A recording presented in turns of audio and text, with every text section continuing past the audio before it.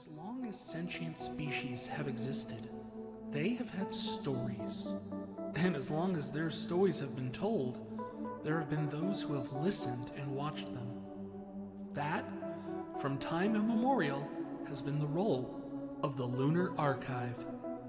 A collection of stories from countless worlds and infinite realities hidden here, just outside of the periphery, in our subterranean abode on the moon. Which moon, you might ask? Well, not that one, I can assure you. My name is Vicarian. I live in the Lunar Archive as its last remaining lore keeper.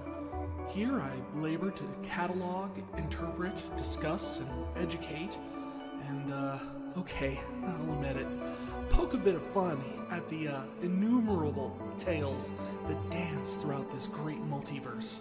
Give me a break. It's lonely up here. And that has been the problem. While the various assistants around the archive, I call them the BBs, are good for idle chatter, there's only so much company one can derive from automaton rabbits. So I thought I'd fix the problem. I had Eve, that's our electronic voice entity, Hello. help me rig up a broadcast satellite from the surface tower and connect it to my research room, which is like a lab, but has stuff like, a bed, a fridge. From there, I intend to broadcast my sessions on a broad-wave interdimensional channel to reach out and seek others who may want to hear these stories. If you're hearing this broadcast, I would like to welcome you to the Lunar Archives.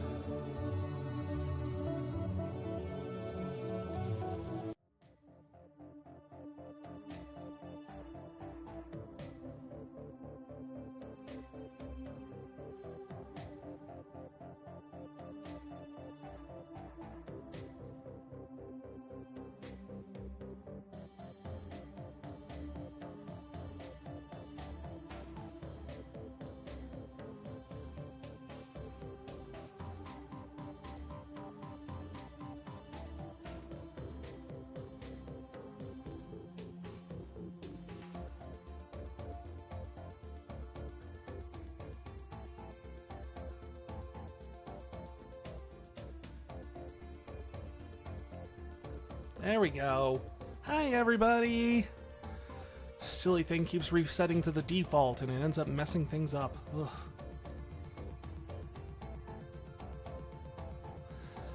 How's everyone doing? Hey, Argo. Doing great. Look at this place. It's awesome. My new abode, my new hangout, my lair, my crib.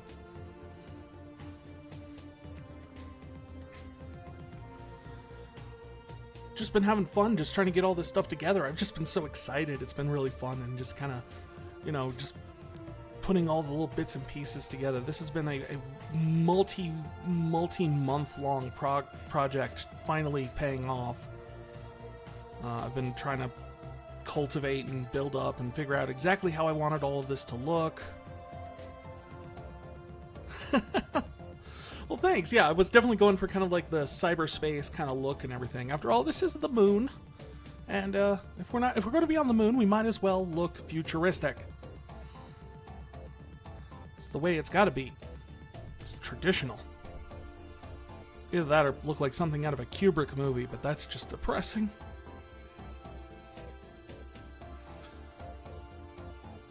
So yeah, I've been working on this for some time now, just trying to get everything set up, and today's my big debut. I finally get to show it all off and update everybody and show off all the cool stuff that we get to do. So I kind of figured, like, for the first bit of stream, 2x4 technology?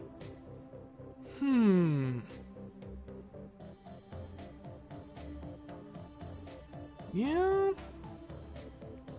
Could use a nice oak in here.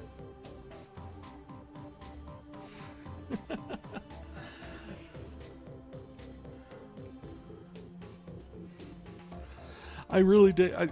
It's a Kids Next Door reference, right? If I'm understanding your reference right, or you just mean I could use some lumber? Because, yeah. Either way, definitely could use the look. Ah ha ha, I thought so. Definitely Kids Next Door. I loved that show growing up. And I say growing up, I want to say in high school when it came out. Oh, I am way too old. But that's great, because now it means I have a long memory of awesome stuff that I've seen and experienced, and I get to share that with people. And that's really fun.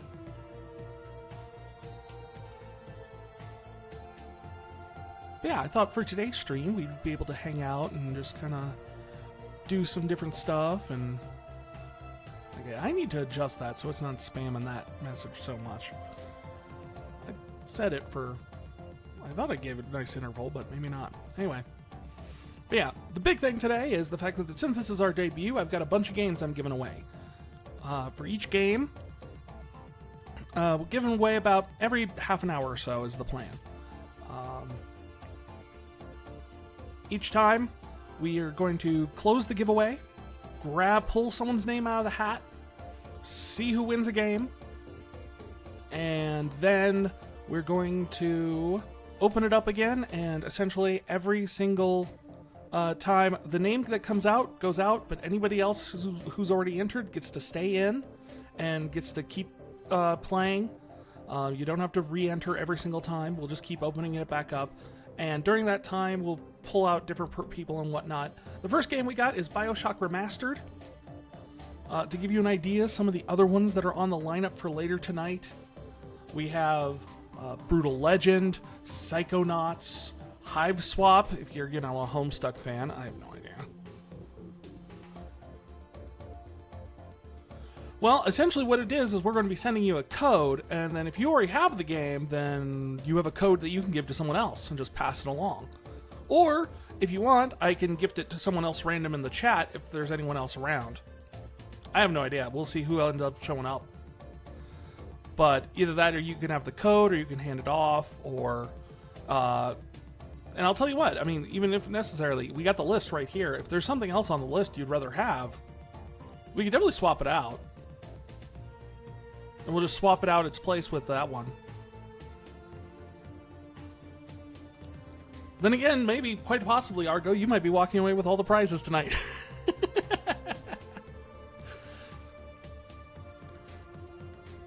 No, it's fine. We'll figure it out. Because essentially, the way it is if you have the entries, the tickets cost what are called tomes, which are going to be the new channel currency. You get 20 tomes for every 10 minutes of the show you watch. Now, this system has been in place for a while, actually, so Argo, you might actually have extra tomes already. You can always check your tomes down in the on the Twitch screen. You can check out, there's a little thing that for the Stream Elements box, and if you check over to the Tomes tab on that, it'll actually show you how many tomes you have. So you might actually already have enough to enter. But there's a bunch of different ways to get more. You can just by watching, you get enough. For every 10 minutes, you get another entry, pretty much.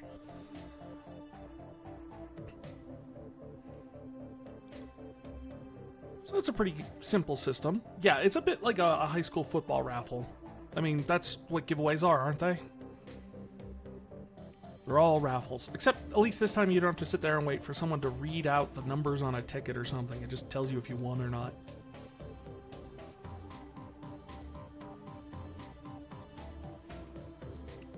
But I figured we'd start out the stream by going over like some of the new stuff here that's kind of fun and awesome, and then kind of showing off some of the features that I've added onto the stream. Follow that up with, I've got a bunch of like random videos and stuff like that to watch that we can just have fun at. I found a bunch of fan theories of Final Fantasy stuff that we could have some fun watching. Mostly shorts videos and whatnot. Not seeing tomes on your end? Let me double check my stream records here. Because I could definitely tell you how many you have. Actually, I think I also have a chat command for it.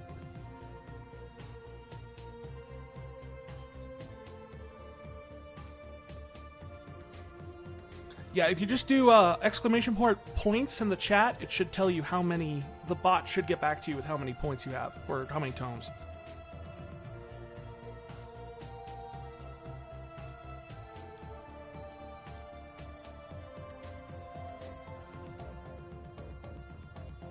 So just typing in like exclamation points like this will show you how many you have earned so far. The bot will ping you back with it. See, there you go. That's enough for 12 tickets.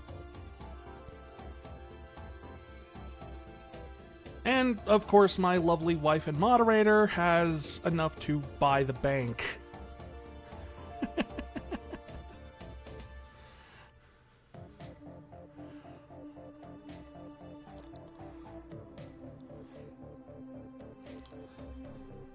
So the general idea is we're going to kind of watch some stuff. I got just some bunch of silly stuff at first, and then after we're done with all that, we'll switch over. We'll play some fun. We'll start out our run of Final Fantasy VII tonight.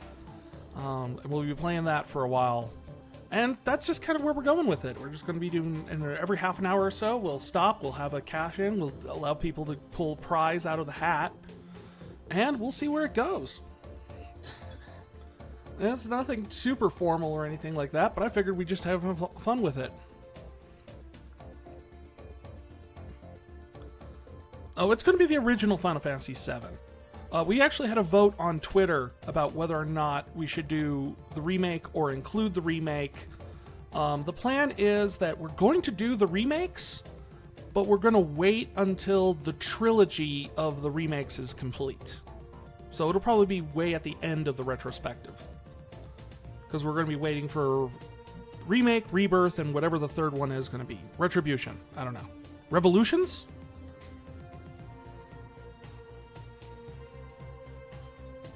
So that's the plan on those. We are going to be doing the Crisis Core remake thing after 7. And that's just because I do the original Crisis Core, but I don't have it.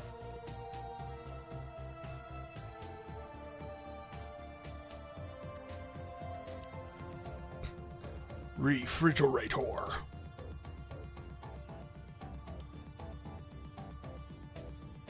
No, that's probably going to be the next one when if they kill Aerith again. Oh, they did? I have no idea. Like, as I said, I never played the original. I've never played it whatsoever. It's going to be a brand new experience for me, but I have the remake on PS5, so I figure, hey, at least that way I can play it. Now that I figured out I can hook up the PS5 to the computer to stream.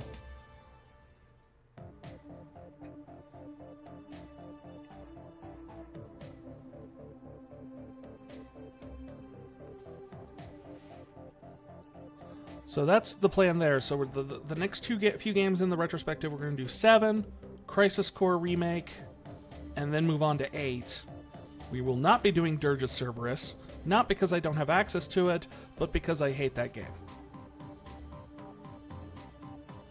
I don't think I can be blamed for that.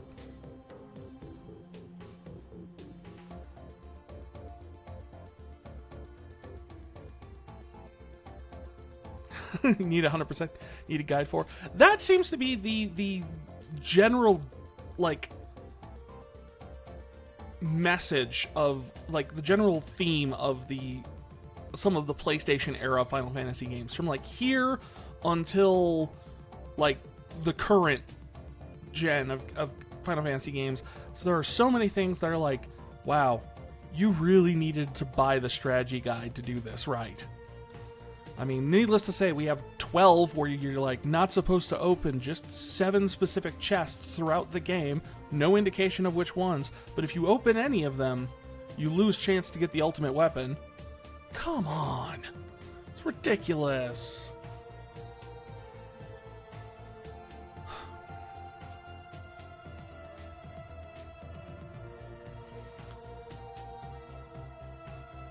But beyond that, I mean, we've got the remaster of 8 that came out that we're going to use that one for. And then for 9, we're going to... I think we're going to get the modded version that has the nice, pretty graphics, because... I like 9. This one we're using the somewhat weird jank PC port that they did. Just because I know it works. Like, I haven't tried to mod it or anything like that, but it's...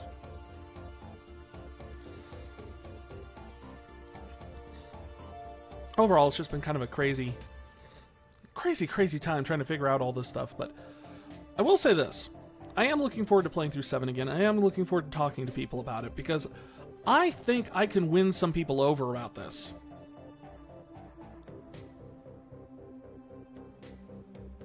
What's this? The original 5.7 North American release, the default button bindings basically locked you out of the Chocobo breeding? I did not know that. I never finished 7 on the original PlayStation. I only made it to the end of the first disc, so I never really did a lot of the Chocobo breeding stuff like that.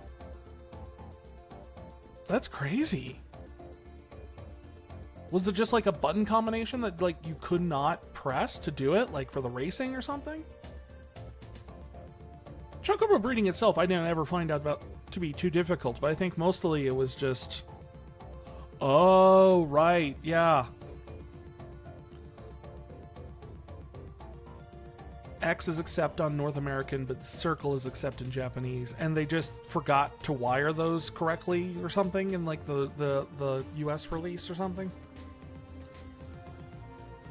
Like at one point, one thing it's switched around. That's crazy. I get that. It's one of those things where once I learned the actual reason for all the Japanese bindings, actually I'm kind of wondering.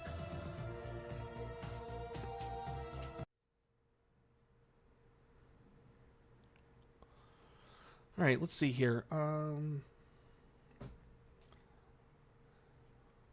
know if you guys ever seen this, but there's actually like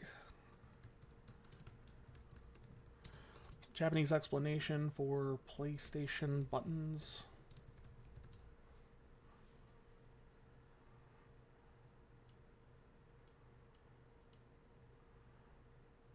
Like there was an actual, I get the circle X thing, but there was actually like a whole explanation for like what all of the buttons were meant to represent when they first designed the controller. And I'm trying to see if anyone have...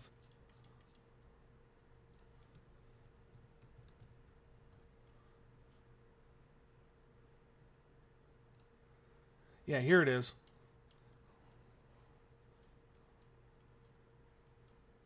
Zoom in here a little bit.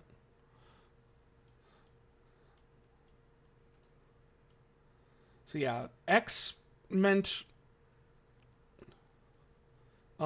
X means no, because, you know, X, bad.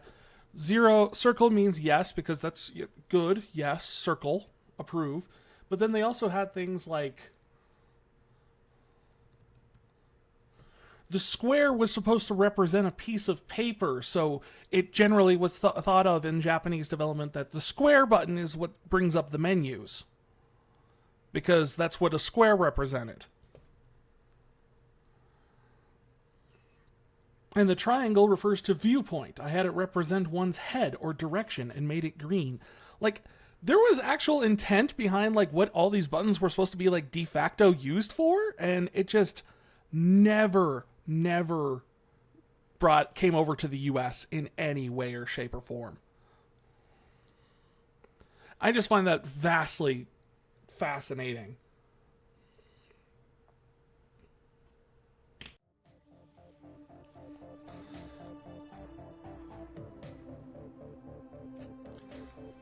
So once I do that, it's like I can't always think. Like now whenever I play a game on the PlayStation, I always just, for some reason, assume that the square is going to bring up the menu.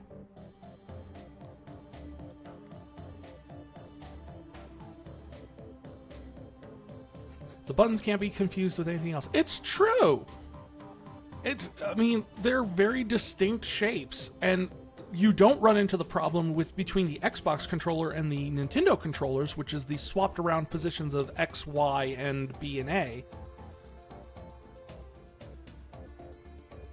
where they all have all of the same buttons, but for some reason the two different companies decided, like, well, we can't be like the other guy. We have to put him somewhere else. We have to change the positions around a bunch. And it's like, Dude, you're just making everyone confused.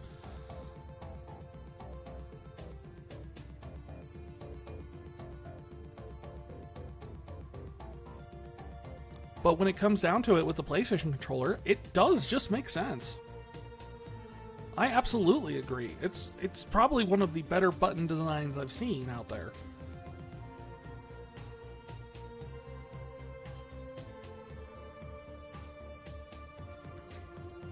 Oh, no, I'm right there with you, Argo. Completely. I have so many times swapped around and forgotten which position the A button is in for something.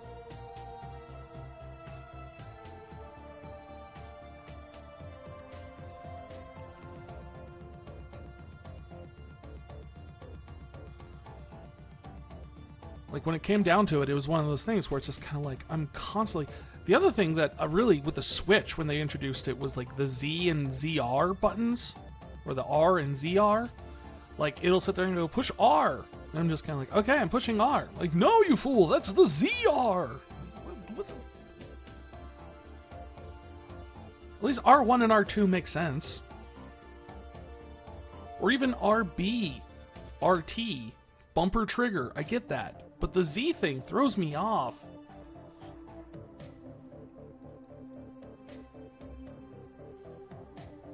And I get that goes back to the N64 days, but... Oh, yeah, let's see. In terms of what's coming out the rest of the year, most of the big stuff I've actually been looking forward to has already come out. But I guess Starfield is a big one. I'm looking forward to trying that out. Happily, it's going to be on Game Pass at launch, so... You know, I don't have to put down my hard-earned cash to at least see how broken it is at launch. And of course, the Final Fantasy VII, the second installment of the Final Fantasy VII this winter is going to be great. I absolutely had a blast with the first remake, and so Rebirth, I'm really looking forward to seeing what they do.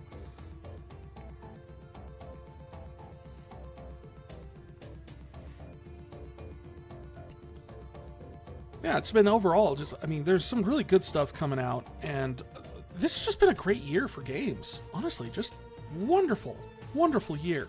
Especially in the summer. Usually summers are awful, but yeah, we just had Final Fantasy, we had Tears of the Kingdom and Final Fantasy 16 back to back, both amazing games, both super enjoyable.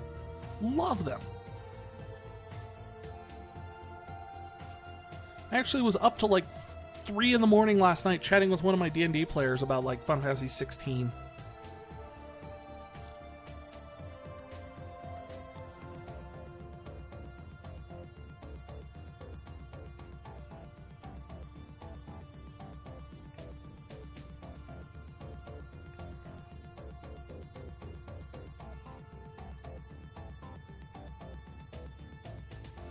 So...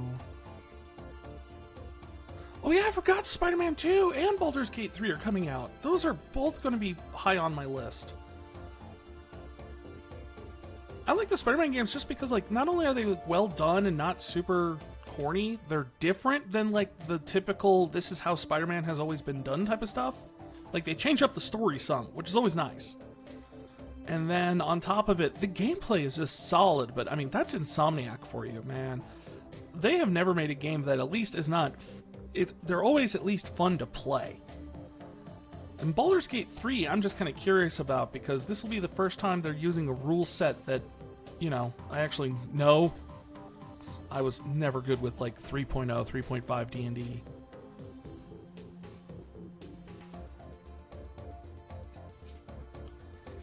Not a big Warhammer person, though, myself. Never really have been. I get the appeal. I have some friends who are huge Warhammer 40k nerds. And they'll sit there and go on and on and on about it, but it just never clicked with me.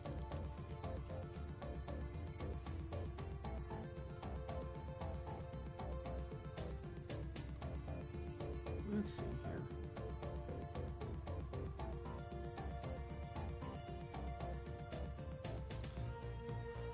Alright, let's start getting into, like, talking about some of this cool stuff that I've added in here. Just kind of moving on here.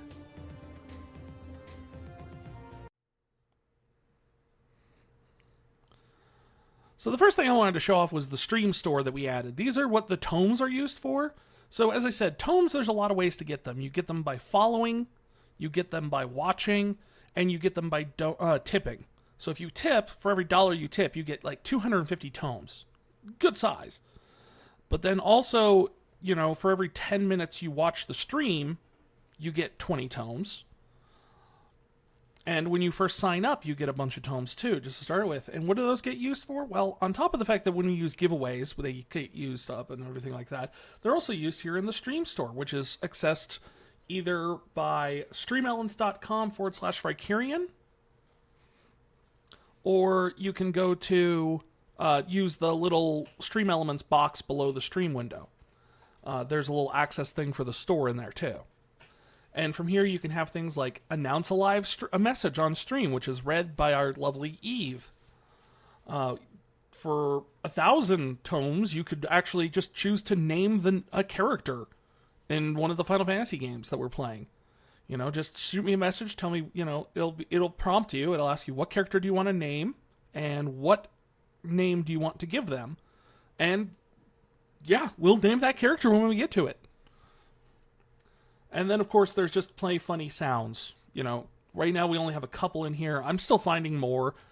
If anybody ever has oh man, you should have a sound for this to play or something like that. I think I've got a few more that I'm working on editing in, chopping down and getting the audio bits ready for them. But right now we have, Titus laugh and Kefka laugh. Nice additions, I think. But yeah, that's just kind of give you an idea of what the new tome system is going to be like on here. On the stream, just something that's fun that people can toss in, like a benefit. The more you watch, you just get tomes. And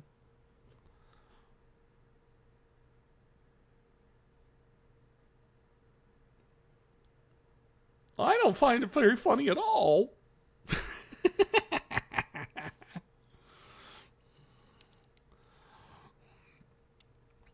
But yeah, you can do stuff like that with it. Right there, perfect example.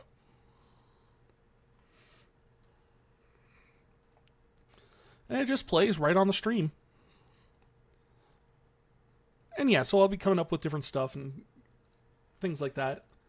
So that's kind of the big... Oh yeah, no, the entire thing is, Titus's laugh is supposed to be incredibly forced. He's doing therapy. It's not supposed to be a natural sounding laugh. He's emulating, for one, Yuna gave him the example of what to work from, and her laugh was just as awkward when she did it. So no, it's not bad voice acting by any means. Don't get me wrong, there's a lot of bad voice acting, and we will talk about that when we get to 10, but that is not an example of it. That is very much intentionally what that scene is supposed to be. But it's just a meme at this point, so why not have it on there?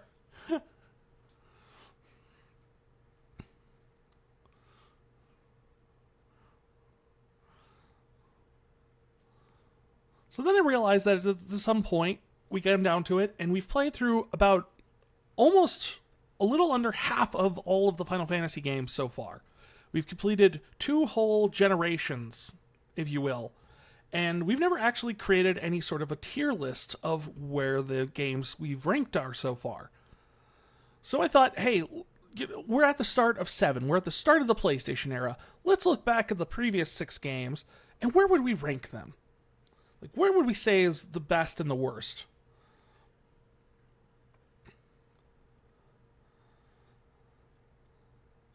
And I'm only just realizing, looking at this, I don't think they actually have the real worst one on here. It's they have 4, 5, 6, 1, 2, and 3. Oh, well, I guess we could just use these in place of the other ones. So, first Final Fantasy, baseline, best, I only think middle of the road type of game. I think really just, it's a solid start. Oh, what's the real worst one? Oh, that's easy. Hands down, Final Fantasy 2. Not to be confused, I'm not saying Final Fantasy 4. This is explicitly Final Fantasy 2. The one that was on the NES originally. That is the worst one. That just is. I mean, the from the fact that you have a terrible skill system that is jank, poorly explained, never worked right, and then had a whole bunch of like god dang it moments later on in the thing that if you had done your skills wrong, you ultimately just ended up screwing yourself. Yeah, that's on the PSP, that's on the remaster one, that Final Fantasy 2. The one with Firion. They just used the icons for the American releases on these for some of them because I guess they didn't want to get the box art for it. I didn't make this. Because they also have 4 on here. So that's 2 and 4. But yeah, no, there's everything about 2. And then people sit there and go like, oh, well, it was trying something different. On top of that, you have the problem of the storyline in 2, which is essentially, we're going to send your big noble heroes out to do stuff, and then they're also completely failing. Like, every single step along the way, the plot just tells you that this was pointless. Or, it's not even like you're failing, like falling back or something like that. It's just pointless.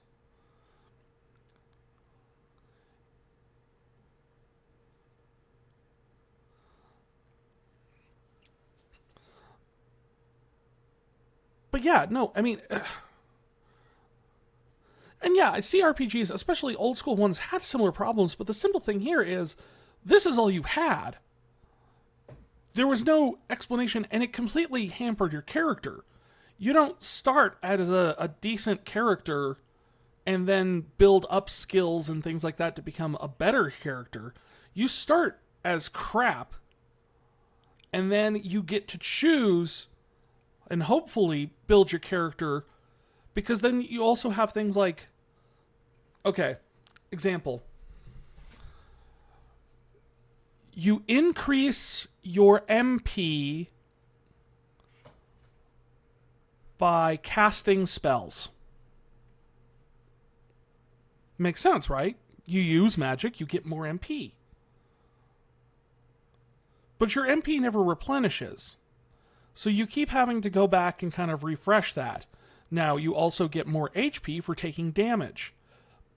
But if your character's never getting hit, which is not something you have a ton of control over, they're never going to get extra HP. They're going to keep their health low. So then suddenly you're halfway through the game and the one character who hasn't been hit that much suddenly has a few hundred less HP than every other character in the party. Just simply because that's the way the dice rolled. It was a very broken, flawed system, and there were some interesting ideas behind it. Much like the 8 junction system, there's some interesting ideas there, but man, was it not exactly executed really well. I think the thing that broke it ultimately for me was the fact that you spend all this time trying to get the Ultima Tome that you're told is the one spell that can stop the forces of hell from invading the world, and it's the most powerful magic in the world, and all this stuff. And unless you had leveled your character and all of their skills in a very specific way, it did like a couple hundred damage. Even on the final boss, there was just no advantage to using it unless you had known ahead of time exactly how the damage formula for that spell worked ahead of time. I wrote a whole blog post on it because, quite honestly, I was flabbergasted by how bad, like, this got represented. Like, it's the most broken spell in the game if you did it right, and if you did anything less than perfection, it exponentially drops off in usefulness, to the point where it can, maybe it's only doing a couple hundred damage. Punching things, quite honestly, ends up being better than using Ultima in Final Fantasy II a lot of the times on the right character. And you only get one. You can only teach it to one person. And once that's taught, you lose it. You can't ever do it again. So you get one shot not to screw that up. Like, talk about some like System Shock 2 level nonsense. It was just ridiculous. And at least in System Shock 2, you had the benefit of, like,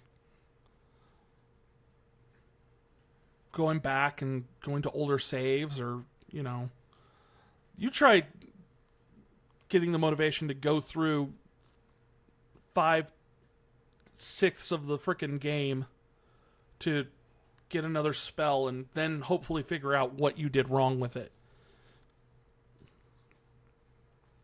Meanwhile, you're playing Path of the Righteous and the build that resists most weapon attacks and is immune to all but 1 damage being resisted. Was it impossible for enemies to crit confirm me? That is a nice build. That sounds like one of my D&D players.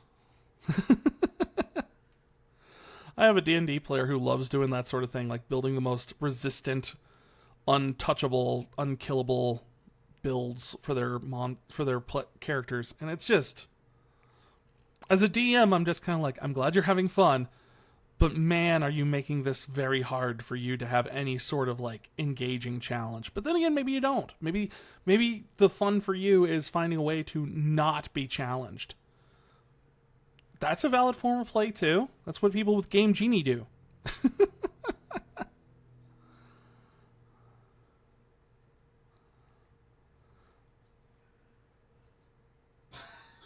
So the only way they can hit you is a nat 20, but it won't even crit because they can't confirm the crit on you. Okay. That is a fascinating setup. I'd ask how that's possible, but it's Pathfinder, so I wouldn't understand anyway.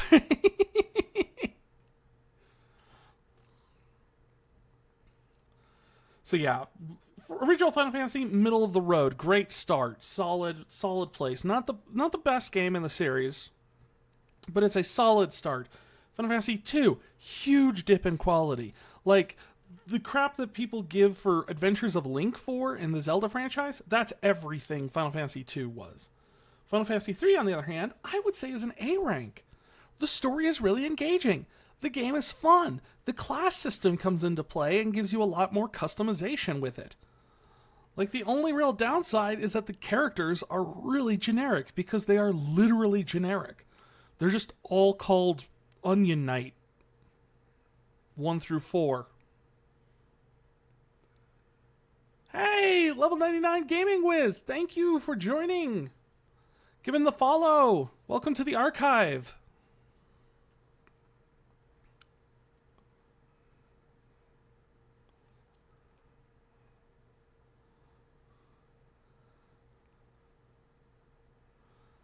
Hi.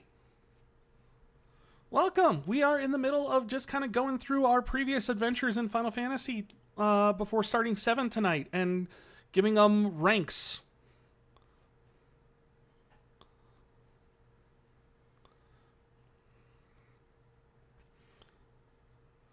We are closing in on our closing time for our very first giveaway. If you wanted to hop in, you just need to type in !ticket, and if you just put 1, it'll give you a free ticket for your very first entry.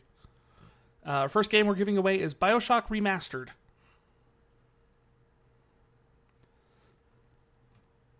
And then for every 10 minutes of watch time on the stream, you can get another ticket without having to spend a dime. It's the buy is completely just wording.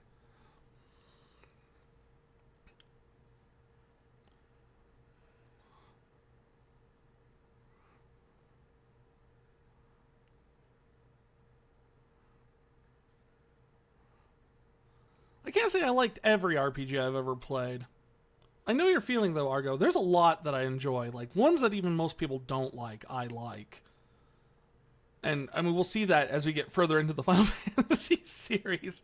And we start getting into the titles that are, like, the ones people just generally do not enjoy. And you'll find me, like, talking endlessly about them.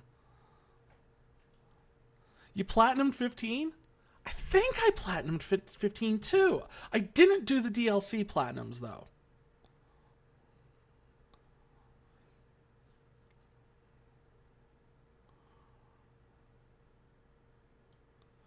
I remember when 15 came out because I actually took a week off work so I could just play that game nonstop.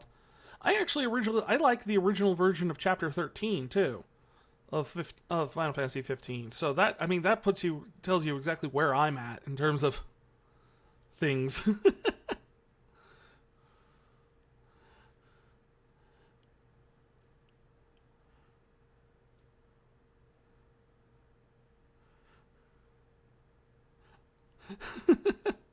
No, that does not narrow it down, Argo.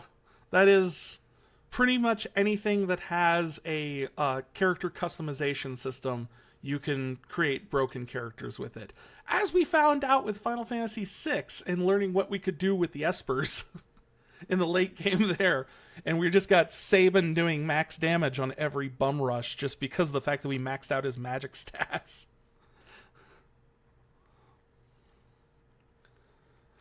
Alright, next on the list we have Final Fantasy IV, which I thought was a really good storyline, and the gameplay was really solid. The only thing I felt is like it was really non-committal. It kept bringing back all the characters that they tried to kill off. So they wanted... That always irritated me, was the fact that they had the whole thing where it's like, oh yeah, we want the pathos of killing off characters, but then we want to just, undo it really quick. I hate that. It drives me nuts. Stick with it, man. Just, go 100%. Kill them off. Except off Palom and Porum, because they're like 5. Don't kill them. I was fine with that. Don't kill the 5-year-olds, please.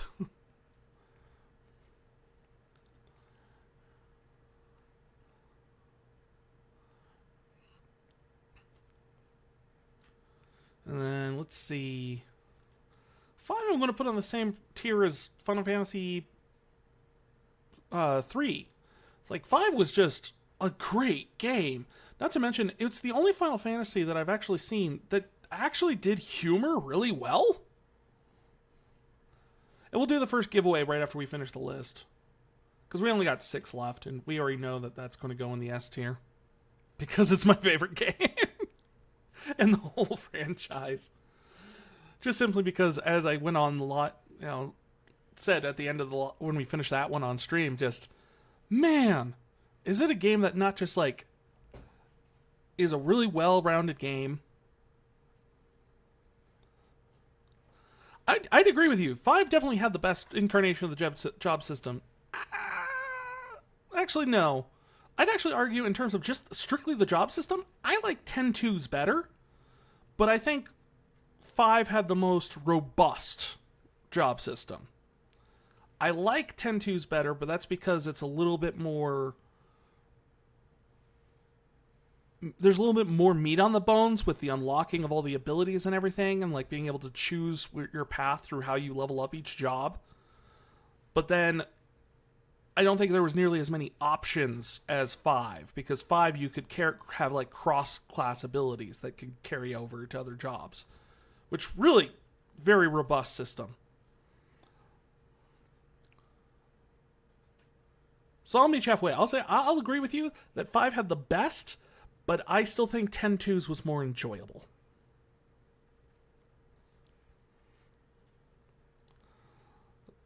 But 6 was essentially just, it was a solid game all around. All the characters got a decent amount of character development, and everyone felt like they had their stories, except for the optional characters, who were just weird. But then it also, at the end, felt like it was a game that had something that it wanted to say. Be more than just an adventure game. Like, at the very end, it really felt like there was a message about what you were supposed to take away from it. I think that really kind of elevated the series to a place it needed to go for the next evolution, which is where we're going now with the PlayStation series. Which, I honestly...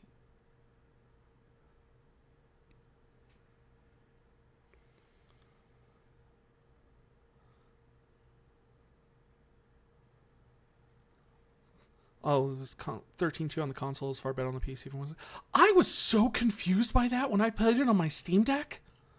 I was playing through 13.2, like, what was it, a couple months ago on my Steam Deck, trying out what I could play on there. Strangely enough, 13 Trilogy plays better on the Steam Deck than it does on an actual PC.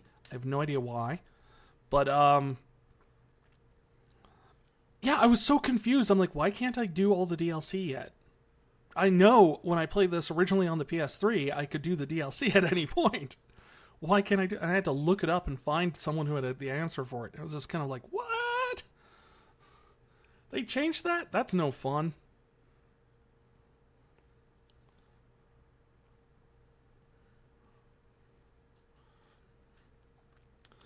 So yeah, I think that's where our current standings are. All right, let's hop in and let's get... Oh yeah, I should probably, not show you guys my Stream Elements dashboard at the moment.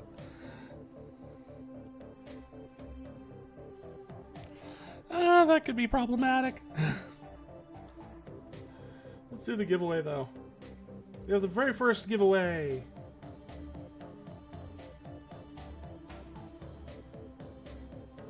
Close. We are drawing a winner for our...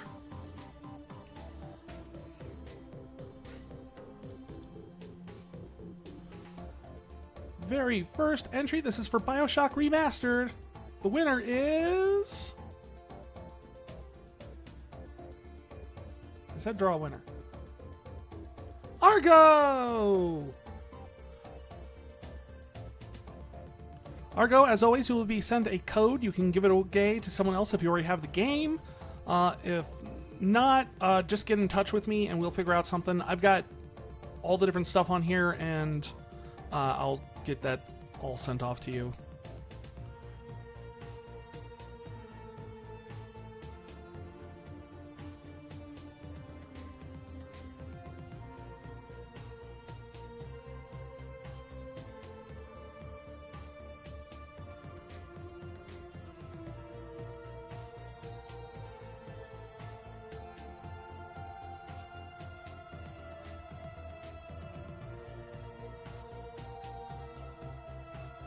All right, the giveaway is now open again.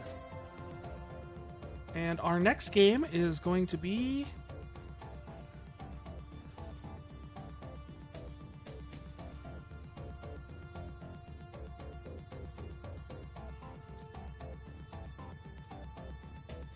Is there another game that was interesting you on the list? Here, I'll throw it in the chat. You can see what the other games we're having on here.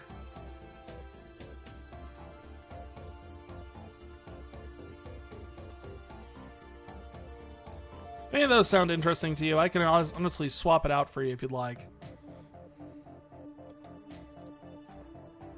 We'll just throw BioShock Remastered in the place on that one on the list. Psychonauts? Okay, I'll get you Psychonauts. We'll place Psychonauts against 2 Argo.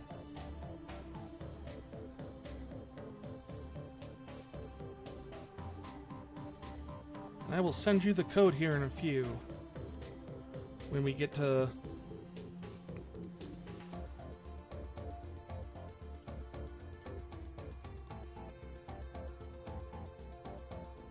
Maybe I'll just do that. Maybe like I said, we'll do the game. We'll just have the list of everything that hasn't been picked yet, and whoever wins can just pick from the list.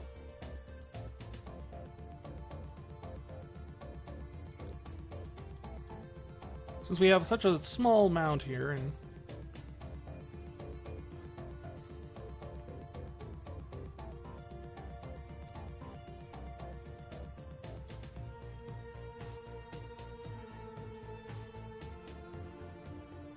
I think that might be the better way to go when we have such a small pool.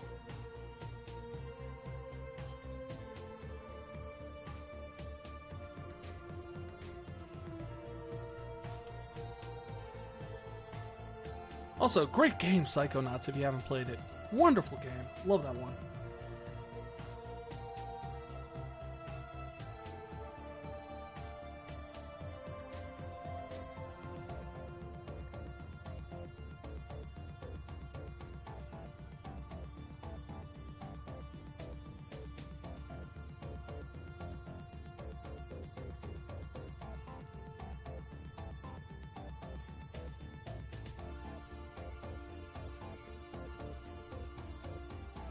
Just tweeting out the announcement.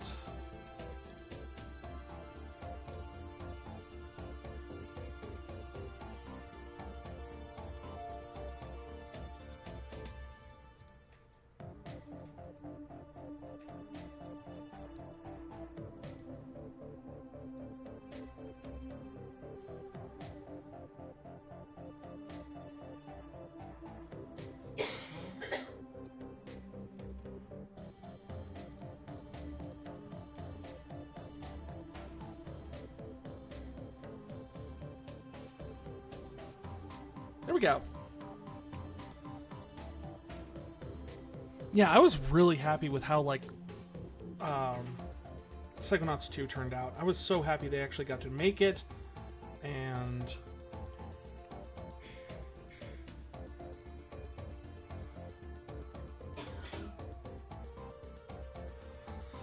So now that we got the tier list done, I think the next thing I promised people that I was going to do here on my debut was I was going to go through and had people submit their VTuber designs, and then asked, have them...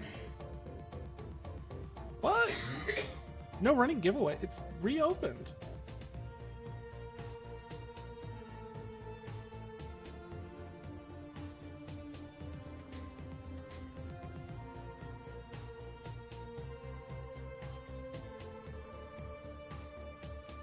Really?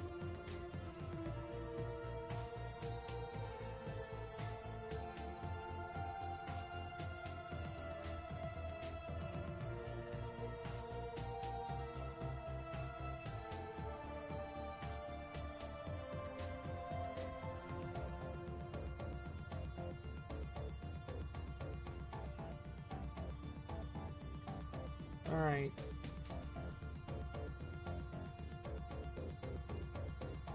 So apparently I misunderstood how this thing worked.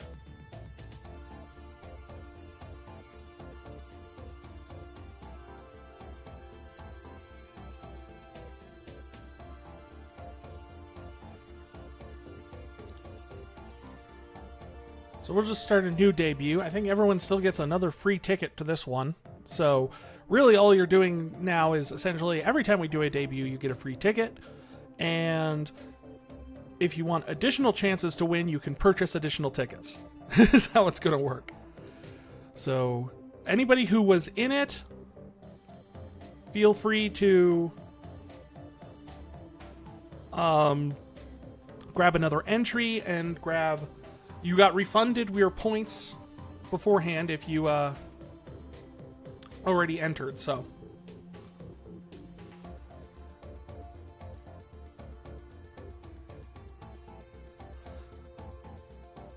All right.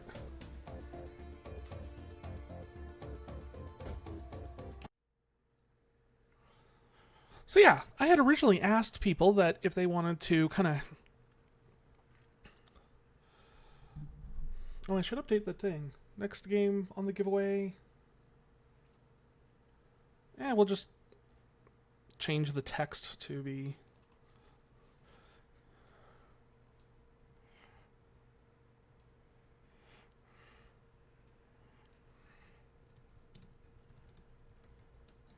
Pick your prize.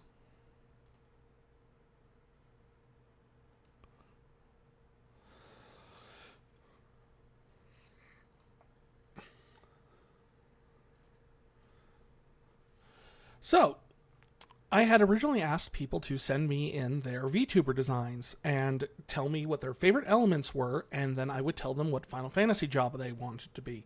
So I kind of had this kind of fun idea of stuff. We only had a handful of entries, but, you know, that's still enough that I can kind of do some stuff with it and have some fun with it. So the first one we got here was this. This is Ukaru VT. And he sent me this lovely design. Kind of nice, kind of like pink shaded, like almost albino-ish eyes.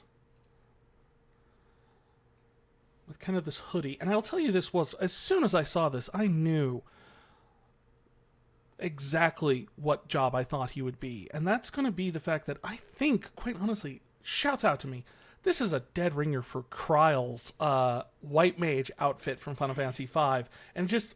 everything from the white hair to the white colors to everything just seems like very stuff. Ice, not really. It's a cooling, it's a soothing element. It's a powerful one. It chills you, but it also calms and soothes. Spearmint, things like that. I think a white mage would be perfect for this guy. Just aesthetically.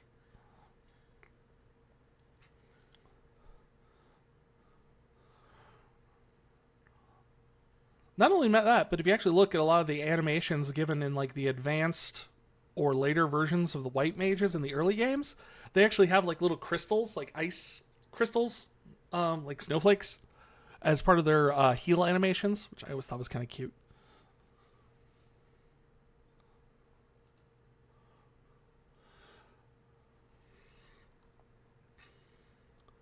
So like I said, the crystals have spoken.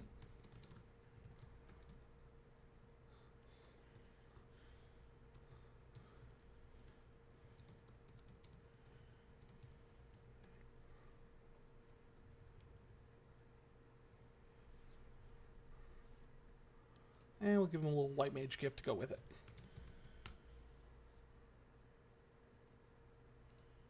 Yeah, perfect.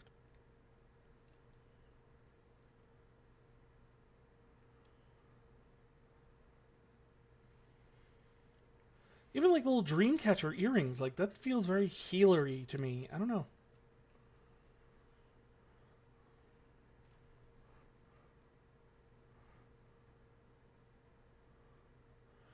The next person that sent one in was this is Blazer TR 2009 with their persona, Coffee-sama. Let's see if I can blow this up a little bit here. They said that this character is going to have a lot of earth tones to them. And that their favorite element was, if I'm recalling correctly, I'm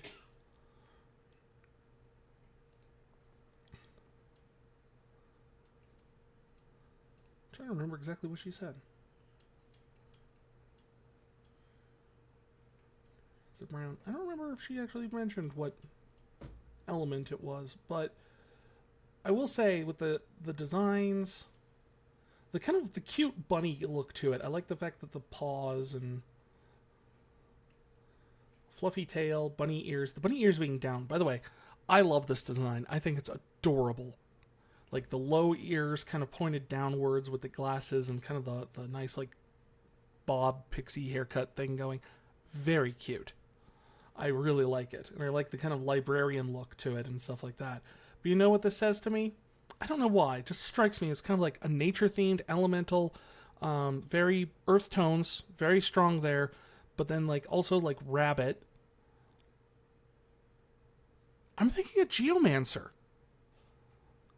Like not quite magic-based, but able to use magic through like bells and whatnot, but kind of channeling the elements through like the environment and kind of just a very nature-based approach to it. I was thinking either that or possibly a Beastmaster,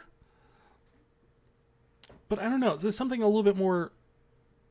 Just the design gives me off a lot more of a gentle demeanor, and because of that, I really think kind of a geomancer, someone who just works in harmony with nature.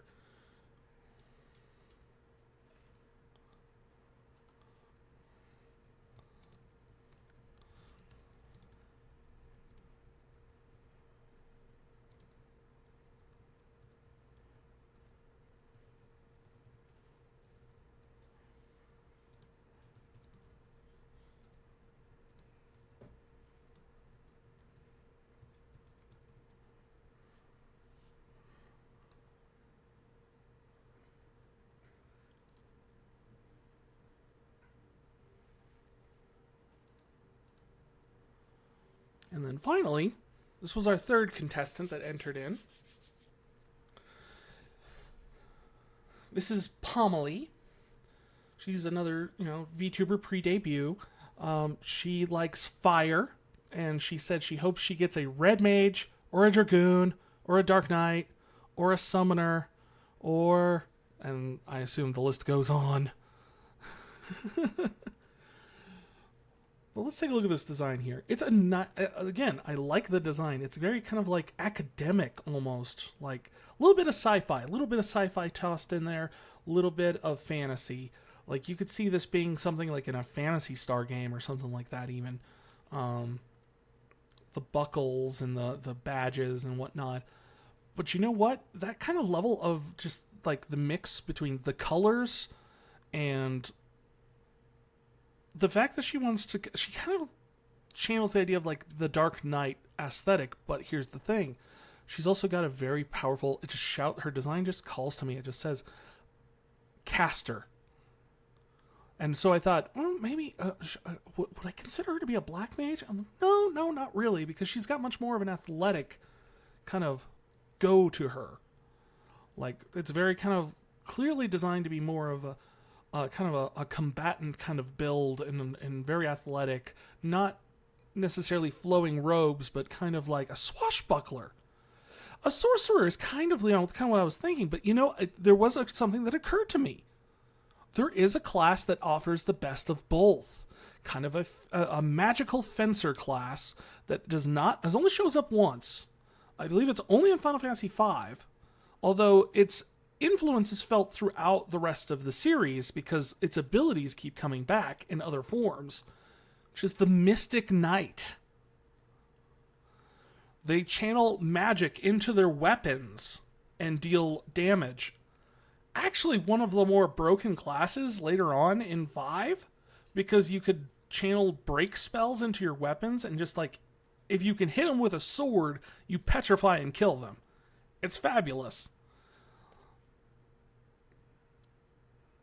And so I think really that epitomizes this character really well. Like, it gives off that feeling of being like the finesse of a sword fighter, not the brute strength of a fighter or of a Dark Knight, but the finesse of a sword fighter with the tone of a caster. So I think that would actually be a really good... It's a lesser known job, but I think it's a really good fit here.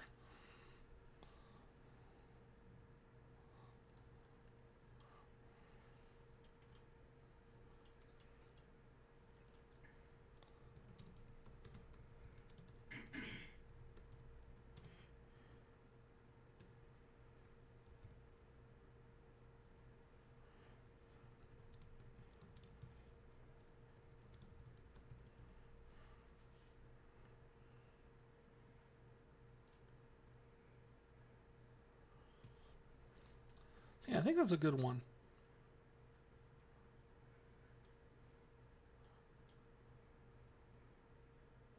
This, completely irrelevant of anything, but this seems ominous. They did it. They won is trending on Twitter. That just seems spooky when they just say stuff like that. Like, I'm assuming maybe it's... I don't know. Also, FanFest. I don't know. The trending tab's gotten really weird lately.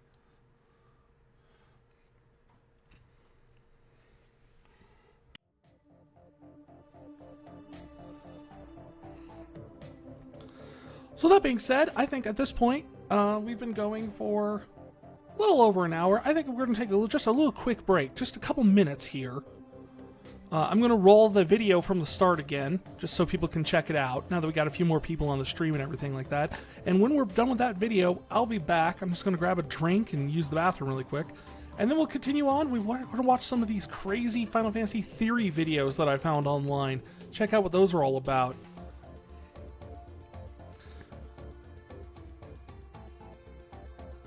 So, hang in there. We'll be right back, okay? Don't go anywhere. I know.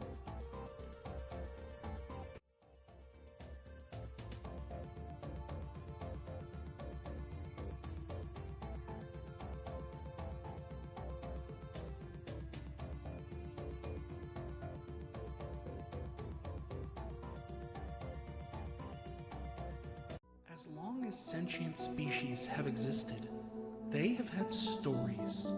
And as long as their stories have been told, there have been those who have listened and watched them. That, from time immemorial, has been the role of the Lunar Archive.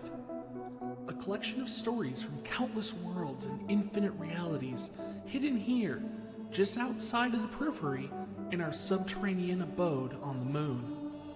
Which moon, you might ask? Well, not that one, I can assure you. My name is Vicarian. I live in the Lunar Archive as its last remaining lore keeper. Here I labor to catalog, interpret, discuss, and educate, and, okay, I'll admit it, poke a bit of fun at the innumerable tales that dance throughout this great multiverse. Give me a break. It's lonely up here. And that has been the problem. Well, the various assistants around the archive, I call them the BBs, are good for idle chatter. There's only so much company one can derive from automaton rabbits. So I thought I'd fix the problem. I had Eve, that's our electronic voice entity, help me rig up a broadcast satellite from the surface tower and connect it to my research room, which is like a lab, but has stuff like, you know, a bed, a fridge. From there, I intend to broadcast my sessions on a broad-wave interdimensional channel to reach out and seek others who may want to hear these stories. If you're hearing this broadcast, I would like to welcome you to the Lunar Archives.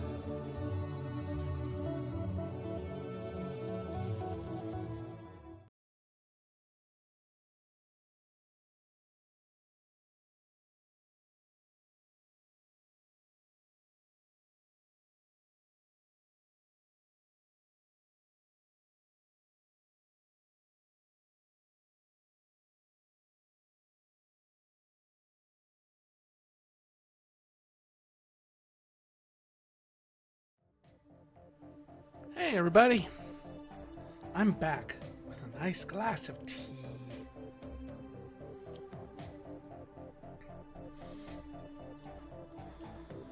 So yeah, earlier today I went through and I dug up and tried to find a bunch of crazy, interesting Final Fantasy theory videos.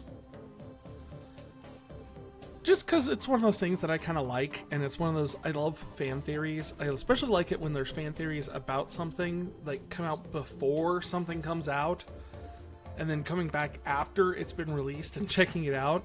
So you have some fan theories that are like after the fact, like we're going to try and decipher what happened here. And then you have ones that are based off of incomplete information. I love those. I love going back and seeing people's guesses and ideas and theories about what the plot of something that hasn't been released is going to be, and then coming back afterwards and seeing either how close or how far they got from it. And I'm honestly sometimes very pleasantly surprised by how often people actually have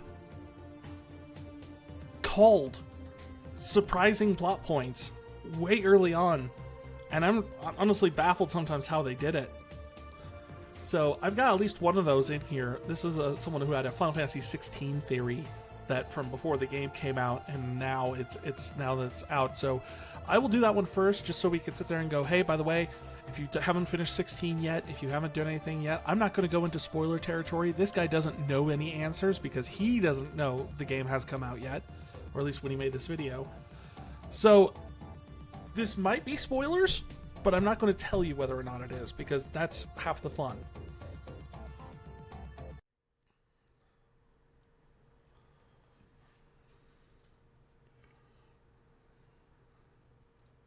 Okay, so I got Final Fantasy 16. I've been playing it. I have a theory, two theories. He's very quiet though. One of them being that Joshua, the person we see, which is spoiler alert, we see like an older Joshua. Now, I'm thinking they were twins.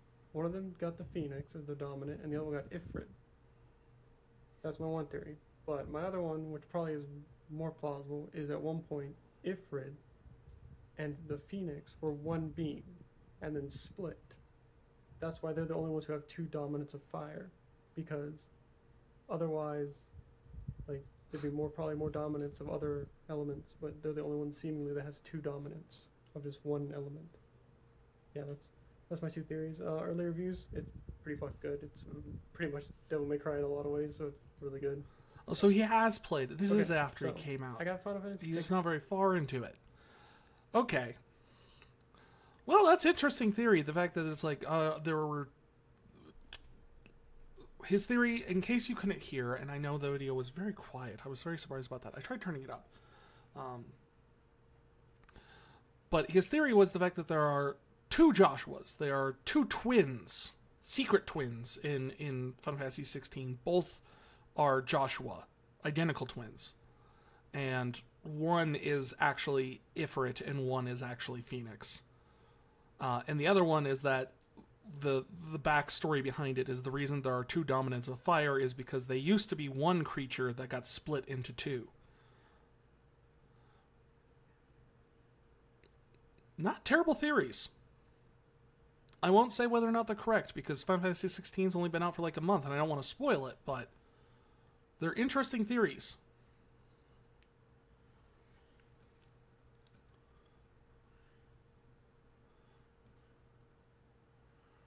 Let's see what else I got here.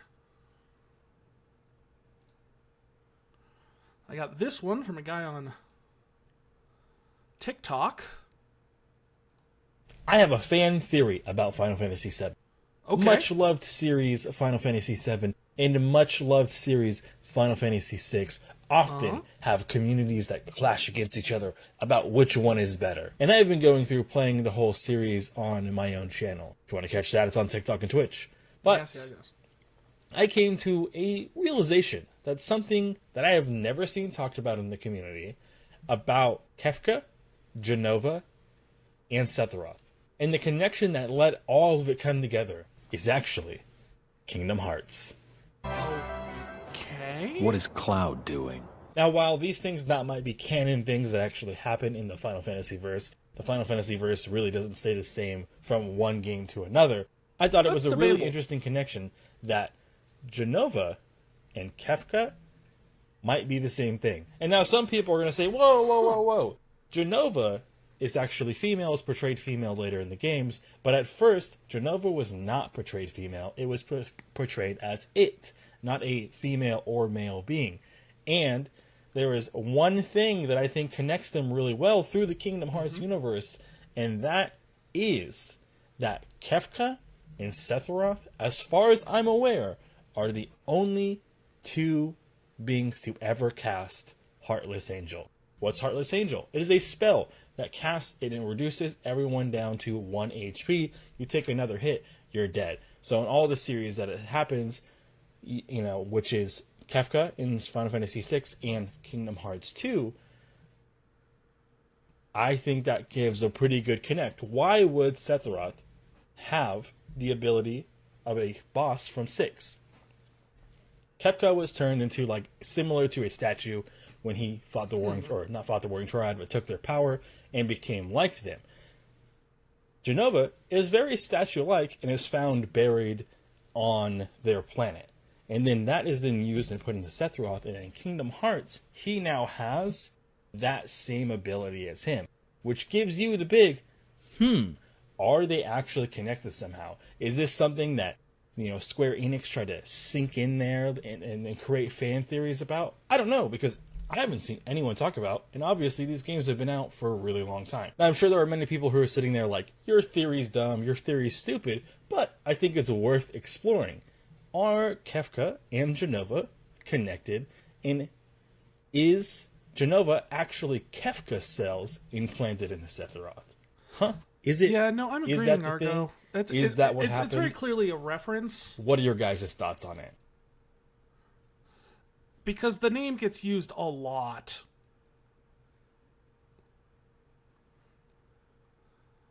Especially in the early games. I think it comes up at least. Also, I want to say X-Death casts it too at some point.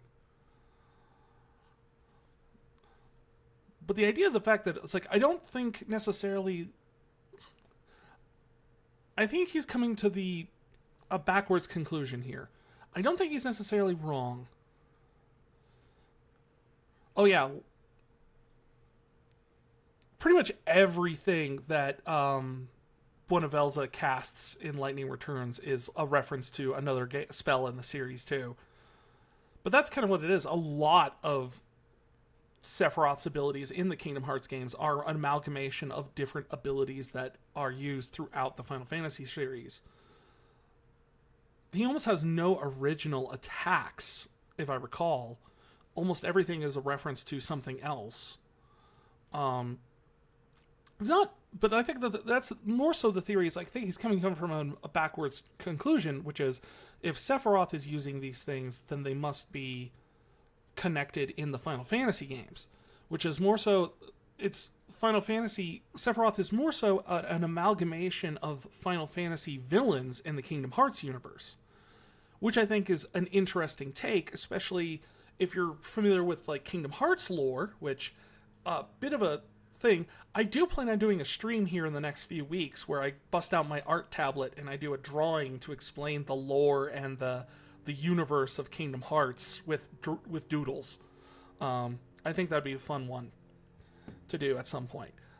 But the fact that Sephiroth is supposed to be kind of an amalgamation of darkness, which is the negative force in the universe, the fact that he is a manifestation of darkness leans itself to the idea of the fact that he is an amalgamation not of all of the Final Fantasy villains into one being, rather than the Final Fantasies are connected as much as it is in the world of Kingdom Hearts. He is the summary of all Final Fantasy villainy, which I think is a very valid interpretation. I think he's going about it backwards.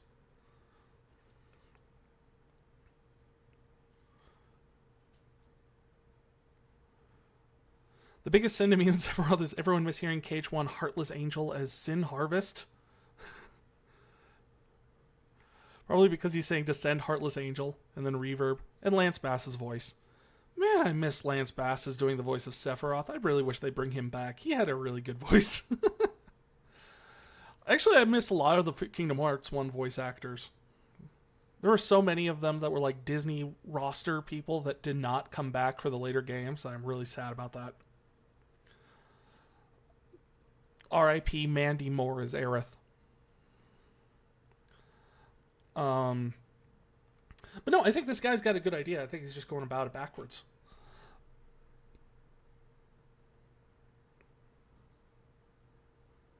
Yeah. Yeah, George Newbern also did a great Sephiroth.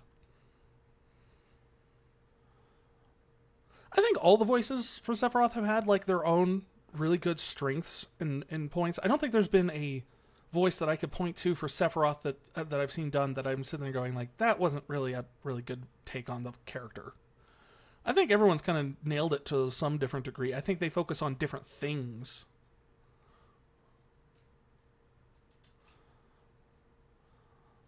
But I think really just when it comes down to it, I don't think there's been a bad voice actor for...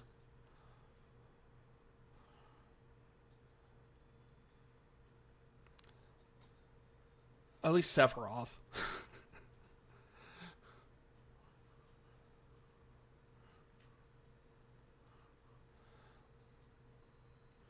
Alright, so that one... I mean, I don't think he's necessarily got a bad idea. And I think he's reading the right details. He's just coming to it in a weird, backwards way.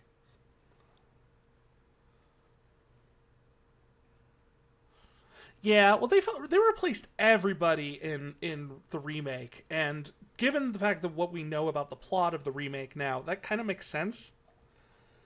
Like, why they replaced all the actors.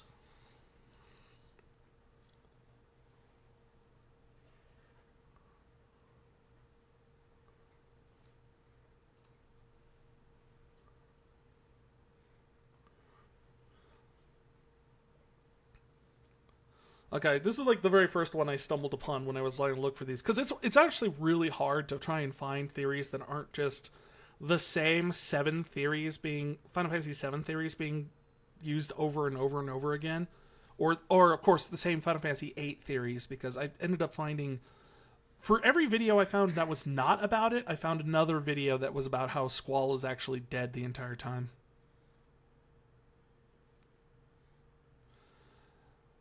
That's a theory I wish would just go away.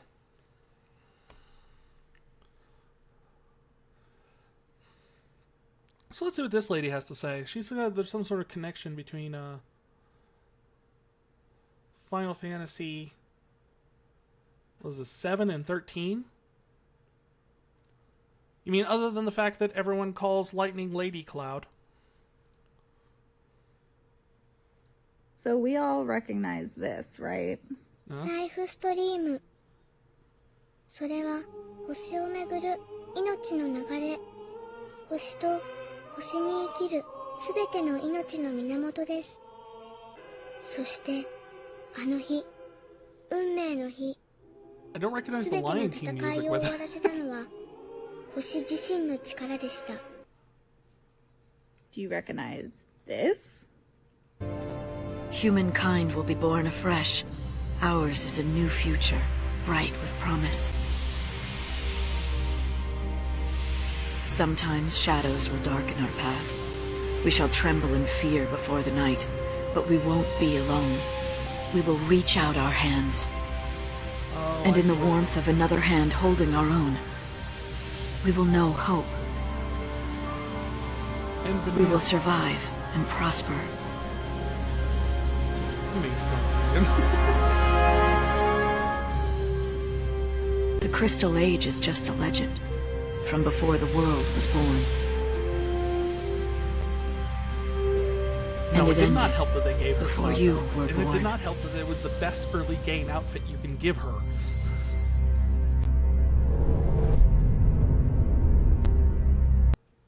I have a lot of thoughts about this. What do you guys think? What? You have thoughts about this, but you're not going to share them?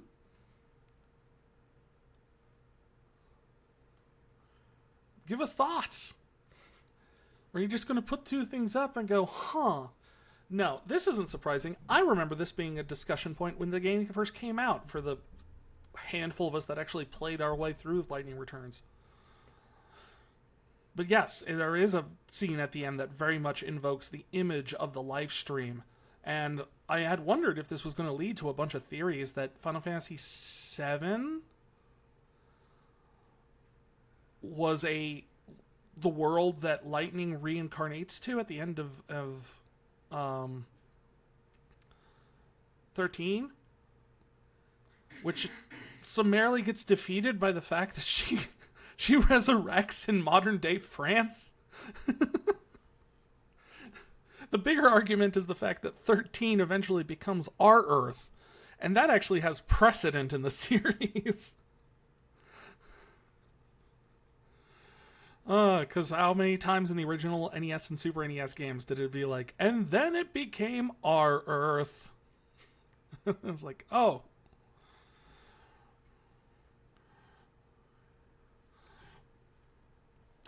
But I was surprised no more people didn't pick up on that, actually. No, it's a very good point. It was a very live streamy like scene.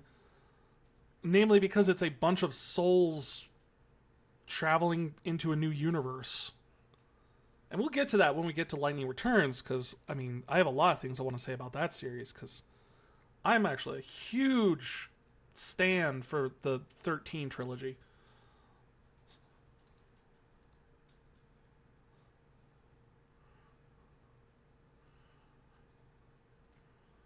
So let's see. This one I thought was really good. Fun. There was actually two theories I bumped into back to back about who Go-Go actually is in Final Fantasy VI. Like, I don't know why, but these are two different people with two different theories about two different people who are Go-Go.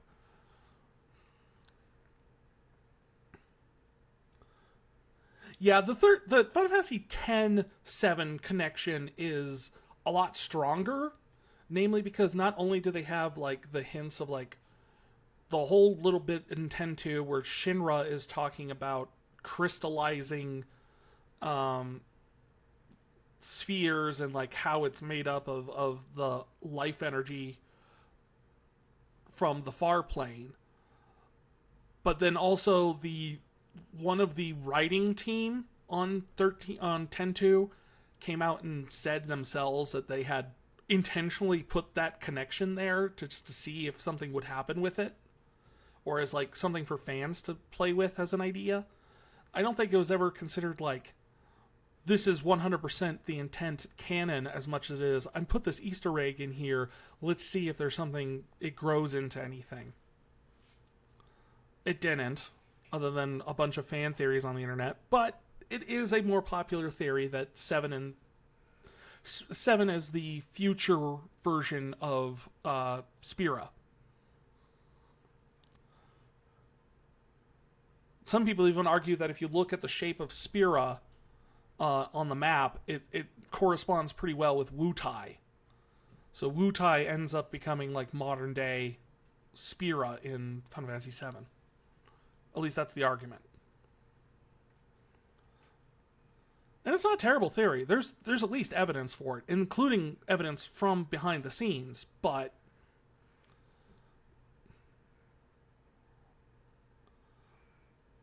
so these are both short. I looked up trying to make sure I find short videos to watch.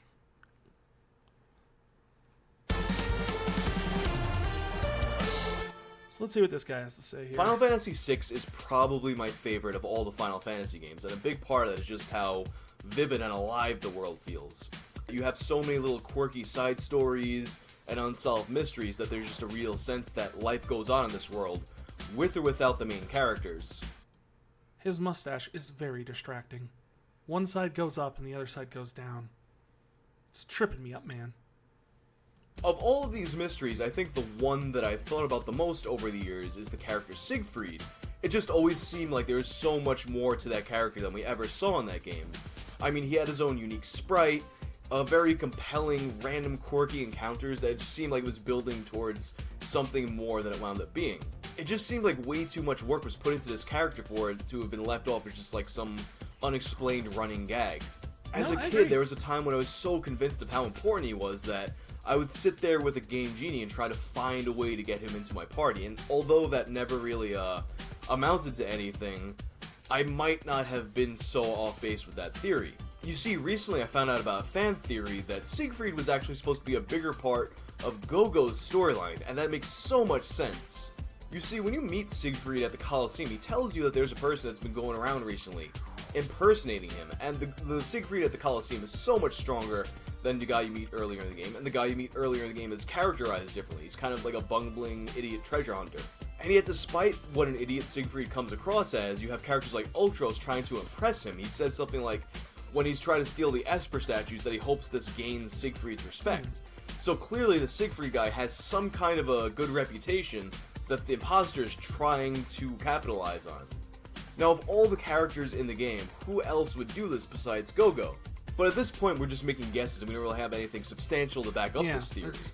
What makes it actually plausible to me is the fact that Go-Go was changed slightly before the release of Final Fantasy VI. As Go-Go is in the game now, you find him by going to the Triangle Island, getting eaten by the Zone Eater, and then you just find him inside the maze. There's never really any explanation for why, and nothing to promise to do this. A lot of people probably would never have found Go-Go if they didn't have a guide to tell them to do this, because there's no reason for it. The original plan for Go-Go was going to be that he was going to travel to different towns in the game in real time, and you would have to meet him at a pub impersonating one of your characters. The developers found that this was just way too hard. You would never actually be able to be in the right place at the right time to find him, so they just changed this at the last minute. So here's what I think happened. I think the original plan was for you to go to the Colosseum, speak to Siegfried, who tells you about his impersonator. That conversation would be the thing that triggers you to go out into the world and look for Go-Go. However, they were so far along in development when they decided to change the way you find Go-Go that they just left the unfinished quest in there. And there you go, all these weird little encounters with the fake Siegfried that never really amount to anything. Now it's just a little unsolved mystery to add some character to the game. But really, this is all just guesswork. I don't know if we'll ever know the true story about what Siegfried was supposed to be, or if it was totally intended for him to be the way that he is in the game. I don't think we'll ever know for sure. Anyway, if anybody else has any other video game mysteries they would like me to talk about, please let me know in the comment section. I actually agree with this guy quite a bit. I wasn't expecting that. That he would latch onto that plot point, but that is a very good plot point. The idea that there was the dummied out original version of Go-Go's recruitment, which, like he described, originally involved you having to bring Go-Go impersonating a random party member in a random town, and then you having to bring that party member with you to confront him while he was impersonating them, so there'd be like 2 locks or something like that.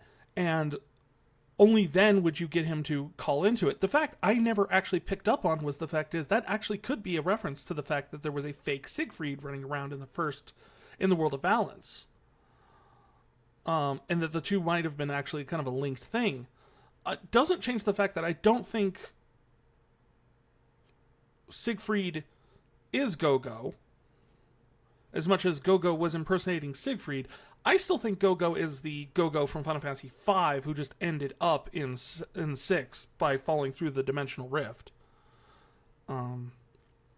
Much in the same way that Gilgamesh did in later games. But now that is a very interesting theory. I never put together the fact that there was a fake Siegfried running around in the first half of the game with that dummied out Go-Go quest. That is very interesting, actually. I find it fascinating.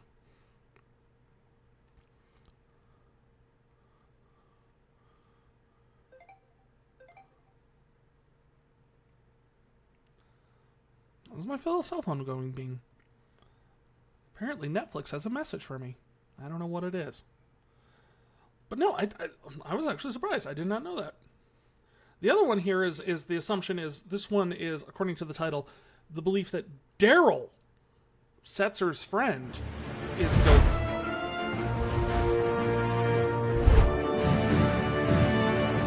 Hi, Bahamut.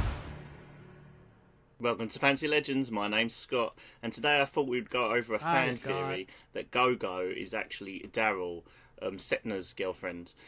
This theory got brought about due to my recent Go-Go video, and a lot of people were saying that it is actually Daryl. They're just friends. I thought I'd go over the theory, the merits, what goes against the theory. Now let's get on with it.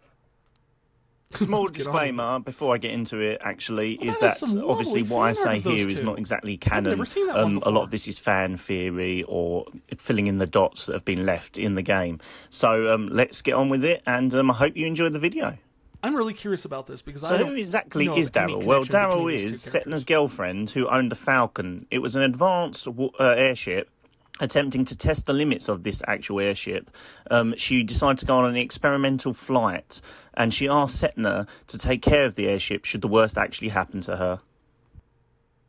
We are told in the game that Daryl crashes on a distant island during her airship race with Setna. This could have been Triangle Island, so says the theory. Also, the fact that there was no body actually found of Daryl.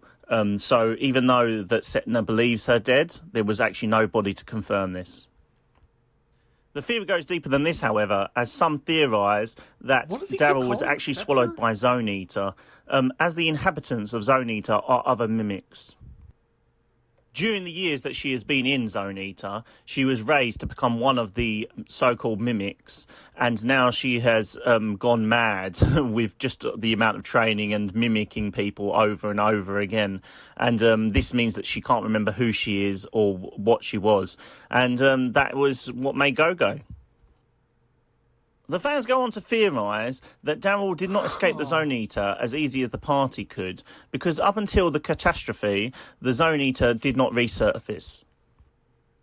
Well, there you have the theory and what the theory states. Now, what refutes the theory? Well, actually, Katase himself, the director of Final Fantasy VI, he was asked while speaking through a translator, and he answered the question. That's probably not true. I don't think there is any background or settings like that. If it is true, then because Daryl had a beautiful ending, if ended up being Go-Go, that would have destroyed all of that. So there we have a direct quote from Katase himself, the director of Final Fantasy VI. So obviously the theory can't be true, right? Well, the problem is that the way he speaks, or the way it was translated at least, is that the fact that he uses the word probably not true. This is obviously due to the fact that he didn't make every character himself, and obviously, even though he is the director, he's not involved in every single little thing about the game. So, yeah, it leaves open the theory, and it was an interesting one to talk about. Please let me know in the comments down below what you think of the theory. Is it true? Is it not true? That one's a stretch right there. I'll be honest, that one is... I was kind of curious because that seems like a really weird combination of Daryl and Go-Go. It's like it's like, oh yeah, she crashed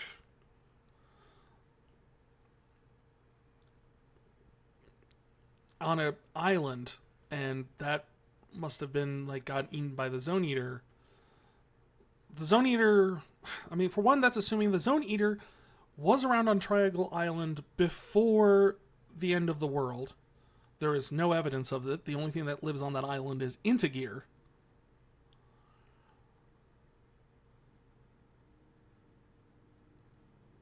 that Daryl would become a master mimic in the few years between the 2 points.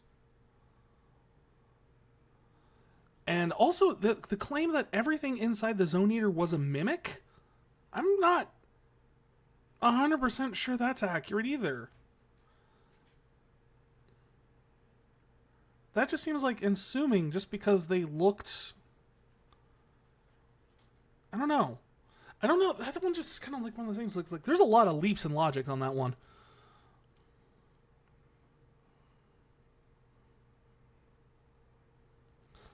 I mean, it's not the most far-fetched one. I think the most far-fetched one I've ever heard for Go-Go's backstory is that he's actually General Leo in disguise. I'm like, no. Well, how do you know? Because he was dead. We buried him. Like, that's a plot point. We buried him before we left Thamasa. So, yeah, no. Pretty sure that's not the case. Don't know about the Daryl thing. Do love this fan art. I do love the fact that Daryl's existence seems to imply that Setzer just has a thing for blondes. It still becomes the weirdest thing that I never picked up on before.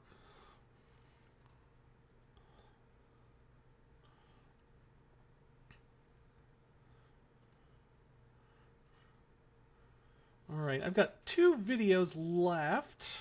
What time is it? Yeah, I think we'll do the 2 videos, and then we'll do another drawing. So, if anyone hasn't gotten in on the drawing or wants to purchase extra tickets for the drawing, feel free to type exclamation part ticket and then the number of tickets you want to add to sign up for. We're going to do one drawing. One person's going to get pulled out of that pile. They're going to get to pick a game from a list, and then we'll pick another person. We'll refund everybody. You can all jump back in, and we'll do it again in another half an hour or so. But we'll do that after we finish these next 2 videos. So this theory, which I found very interesting when I saw the title, is that Final Fantasy 1 and Final Fantasy 9 are connected. And I don't know where he's going to go with this. I know we haven't played 9 on the stream yet. We have a couple of these we haven't played yet on the stream yet. But you know what? I'm still very fascinated in some of these theories. And who knows? They could give me new things to look for when we actually play through these titles. This one's only a little less than 3 minutes long, so we'll see here. Hello, this is Scott from Fantasy Legends, and today we'll be doing something a little different than our normal show. We'll be looking at a fan theory of Final Fantasy 9 and Final Fantasy 1 are connected.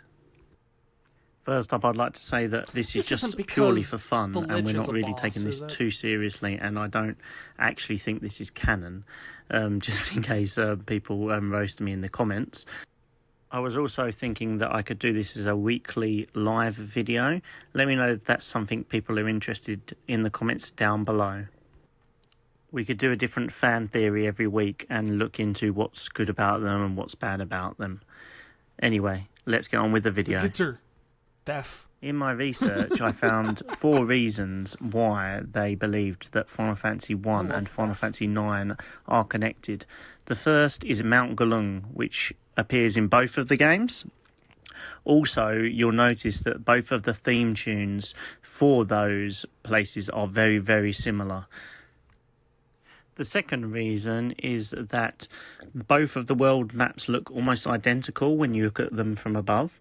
And in the North American cover, it states the crystals are back, which is definitely a reference to the crystals in the first game, to be honest with you. No. However, Square do have a tendency to use the crystals. Yeah, the crystals are in almost every single game. The only reason they said the crystals are back on the back box art for Final Fantasy 9 was simply because the fact that Final Fantasy 6, 7, and 8 did not feature them extensively in any way. So the fact is, it was kind of a departure for 3 games from what the crystals actually were. Debatable on 6. Some people say Magicite served the same role, but at the same time you could say Materia served the same role in 7.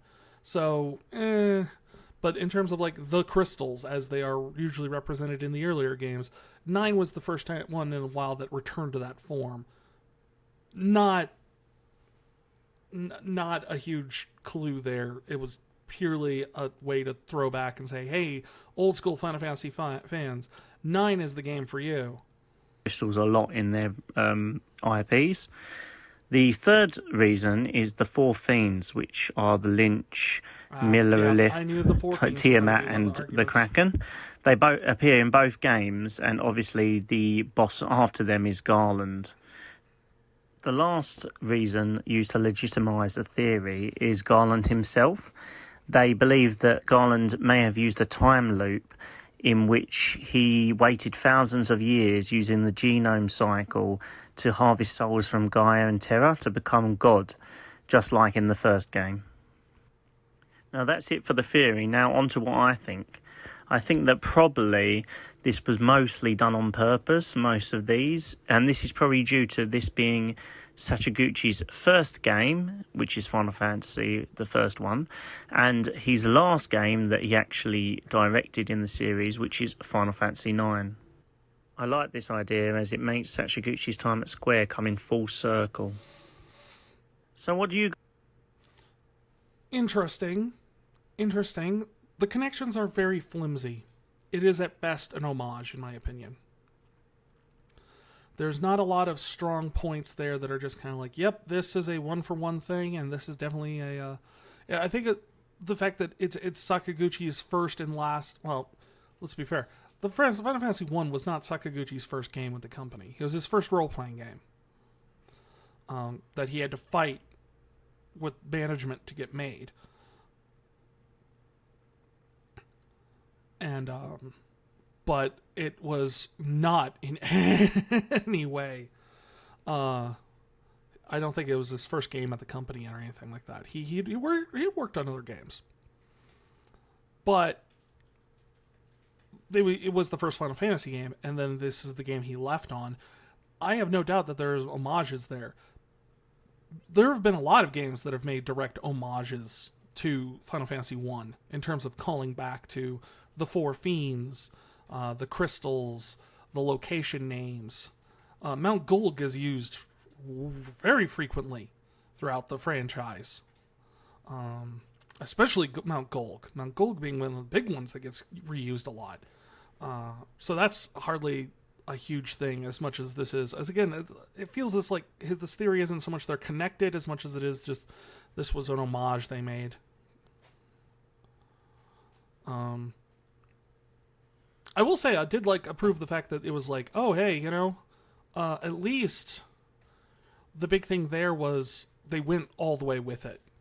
Nothing drives me nuts more when one of the Final Fantasy games does like a half-hearted homage to the first game. Like, yeah, we're going to do the Four Fiends, like this one, and then we're just going to change one of them. Why?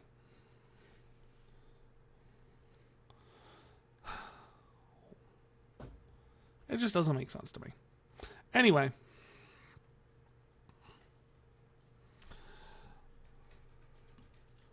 The last video we have for watching today is going to be probably the most recent one on the list here, because it's going to be talking about Stranger of Paradise and how it's the origin of all Final Fantasy games. I think I was like, could connect all the Final Fantasy games. No, the lore of Stranger of Paradise very explicitly connects all the Final Fantasy games. It's a very intentional thing.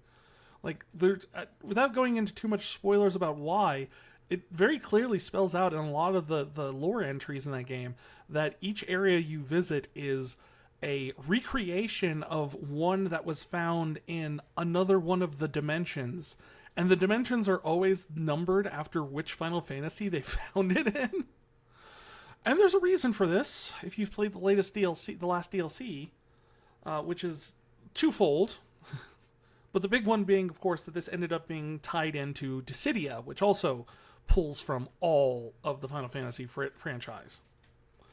So it turns out this person might be talking explicitly about what I just mentioned, but I'm hoping they have more to say about it, but Let's see. If you aren't sure how to feel about Stranger of Paradise Final Fantasy Origin, I couldn't blame you. Thus far, it's a game with excellent gameplay and pretty well done level design, mixed with characters and a story that look about as appealing as dropping a hammer on your foot. Well, maybe not her, but the rest of you, yeah, absolutely. It's a game that's set to use Final Fantasy I as a leitmotif to build its story, to tell the origin story of Garland, a character in which we never learned that much about in the original Final Fantasy I. All of this being done for the 35th anniversary of the Final Fantasy series, with us receiving a brand new Amano artwork featuring the Warrior of Light in the logo. But what if Stranger of Paradise is about a lot more than just being an origin story for Garland? What if it tries to be the origin of Final Fantasy? Yes, you are going to hate this theory. I kind of hate it myself. But this is what got me thinking. It was really cool seeing an area that was heavily inspired by the Sunlit Waterscape, with its mechanics included, return to Final Fantasy Origin in the demo. After all, it was one of the most beautiful locations in Final Fantasy XIII. And apparently, according to the game's director, it's not the only Final Fantasy location that we're going to be seeing. Stranger of Paradise director Daisuke Inoue, best known for his work on Final Fantasy XIII and Dirge of Cerberus. I'm sorry, you ever just get presented with some information and then you're like, holy it all makes sense now. Like, all of it all makes sense now. Like, everything makes sense. Like, all I needed to know was this detail, and now... Now I understand why it's like that. Was asked about this in an interview, and here's what was said. Let's talk about the trial that just ended. The new Refren Wetlands area seems to have more than just a passing resemblance to the sunlit waterscape from Final Fantasy XIII. Inoue-san, right. When we were thinking about different areas for the game, we looked at the entire Final Fantasy series for inspiration. There are a lot of locations across the games, so there were a lot of places to look at. Of course, we can't lift any area from another title and just drop it in the Final Fantasy Origin. For each one, we had to think about whether the designs and motifs were suitable for the world we were building, and then how to translate it for the new game. So, can we expect to visit areas inspired by other Final Fantasy games? Inoue-san. All I'll say is, I don't know, Argo. I've been wondering that myself. I'm just sitting there going like, what does Persona 5 have to do with anything going on in this stream?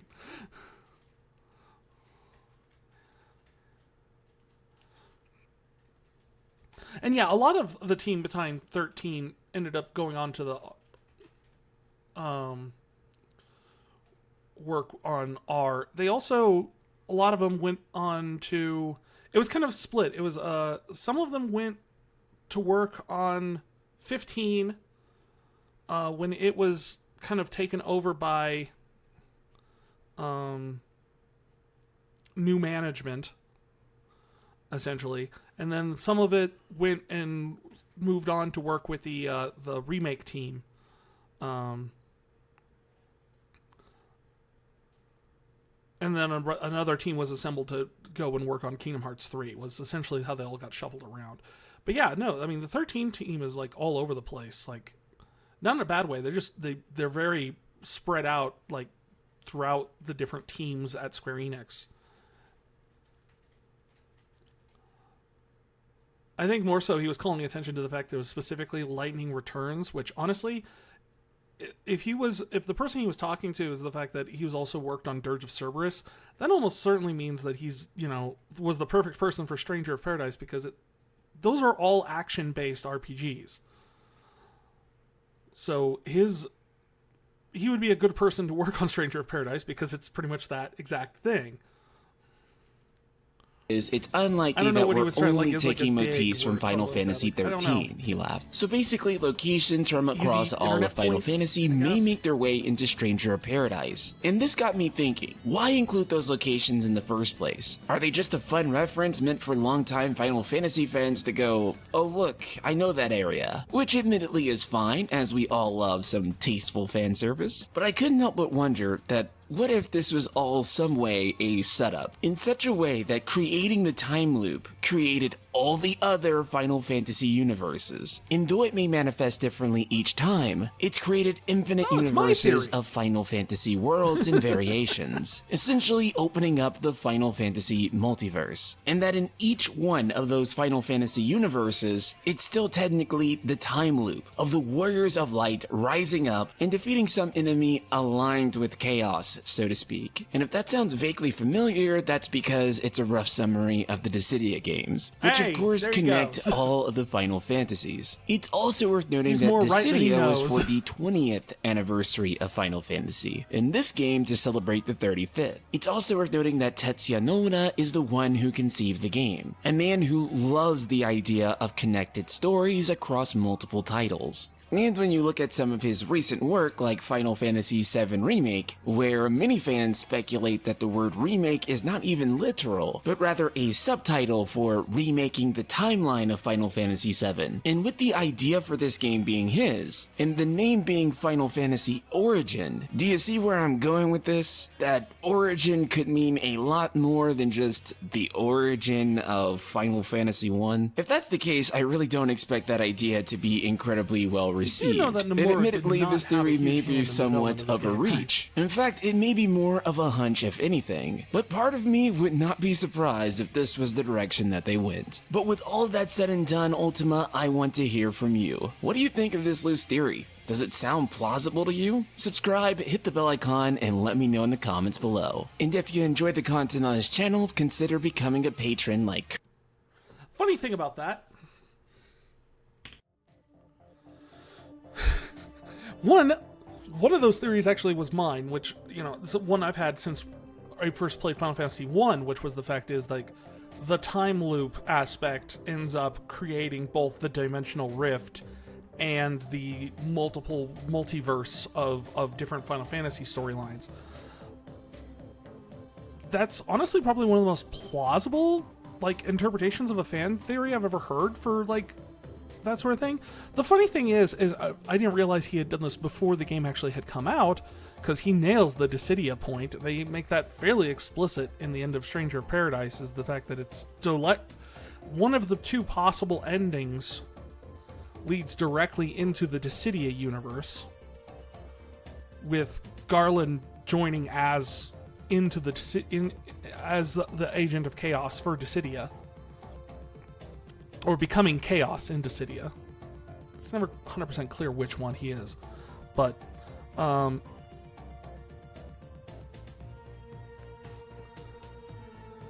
then the other thing is the fact, but the funny thing is he's putting the cart before the horse. This isn't the origin of all of those things. All of those things are directly referenced by the Lufenians in before the time loops even begin. So it's an interesting theory, but it's actually, he's got it backwards in some regards. Almost perfectly. But if I found as a question, what's your favorite summon and from which game and which version if it's in multiple games? Easy, Alexander, Final Fantasy IX. I always had a soft spot for Alexander, never was able to put my finger on it. I liked him way back in Final Fantasy VI when I first played it as a kid. But I didn't see him done justice until Final Fantasy IX, when you have the city battle between Bahamut and Alexander. I actually, like, that was the moment, like, I'm sitting there just going, like, yes, this is the ideal form of what I thought was the coolest thing. So that would definitely be my answer. It would definitely be Alexander, and it would be the Final Fantasy IX version. All right, final calls for any sort of giveaway entries.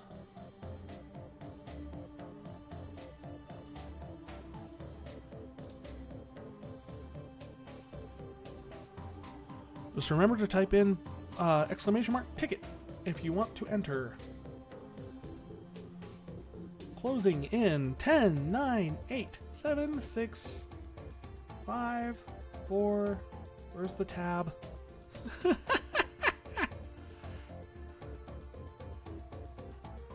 had a tab open for this.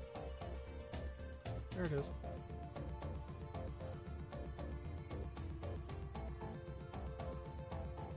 Welcome, Boredom 240. Thank you for visiting the archives.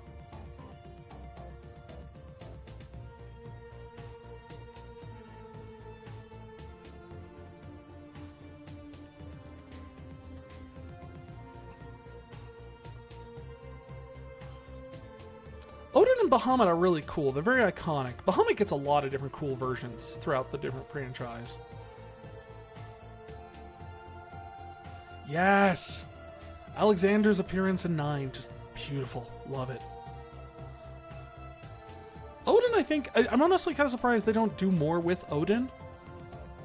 And honestly, I'm surprised they've never actually, when they've had Odin, they've never been the moment where they have his evolution into Raiden. That's only done in 6, and they've never done it again. And I'm always kind of surprised by that.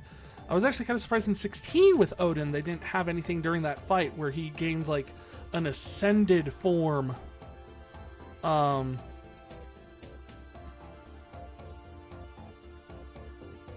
That is Raiden. Does Alexander in 9 count as a summon? He totally counts as a summon. He's called by a summoner. Like, just because you can't use him in battle, he still technically fits the definition of an Eidolon.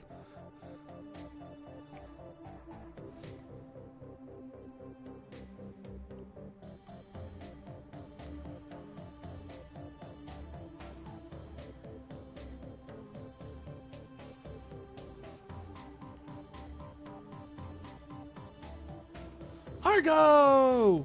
You won again! Is there another game on the list you would like, Argo? Let me throw it back up here so you can see.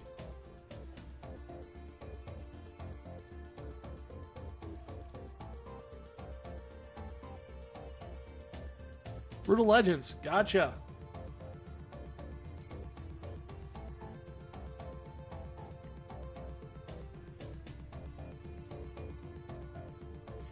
All right.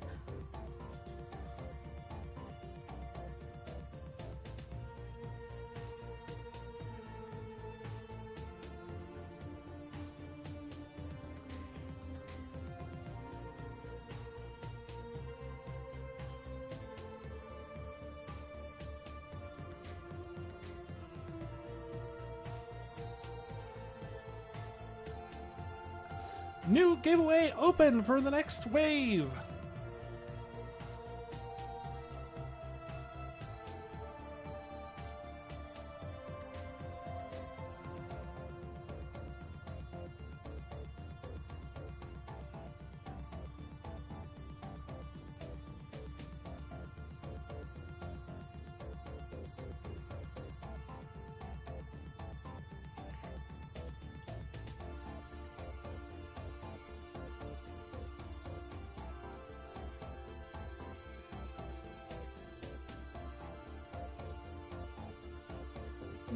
Let's see here.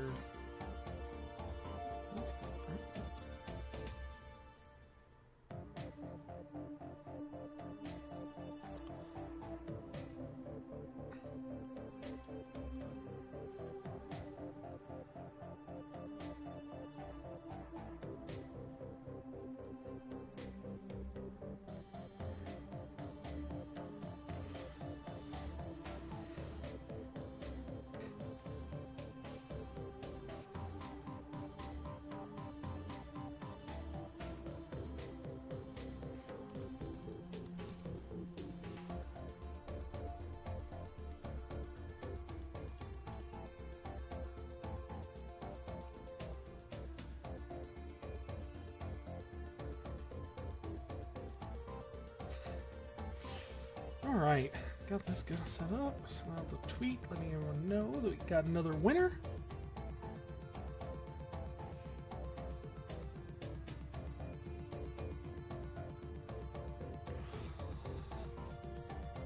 Yeah, but you can win as many times as you want. It's free for the first ticket for each one, so totally go for it. I mean, who's going to turn down free games?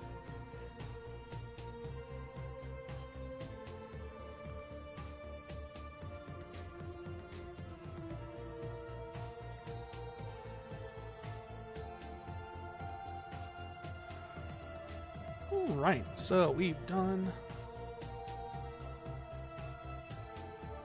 that. I am going to take another quick break here. Get up, stretch my legs, run around a little bit. Come back really quick here. And then we will get started with Final Fantasy VII.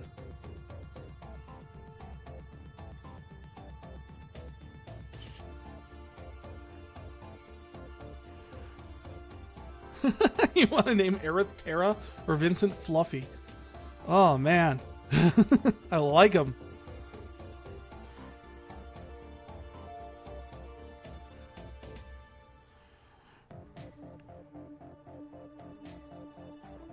Downside there is like with Terra is though it's going to be kind of more of a, I mean with Aerith it's I mean we're going to be running into her fairly soon here, so I don't know if you're going to have enough time to rack up those points in that time.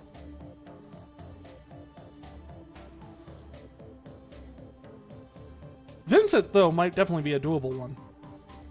I'm always still tempted to do Red 13 as not Nanaki.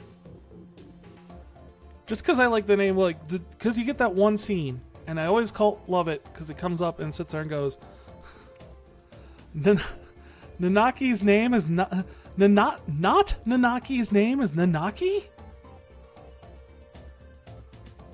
All right, close, you're halfway there.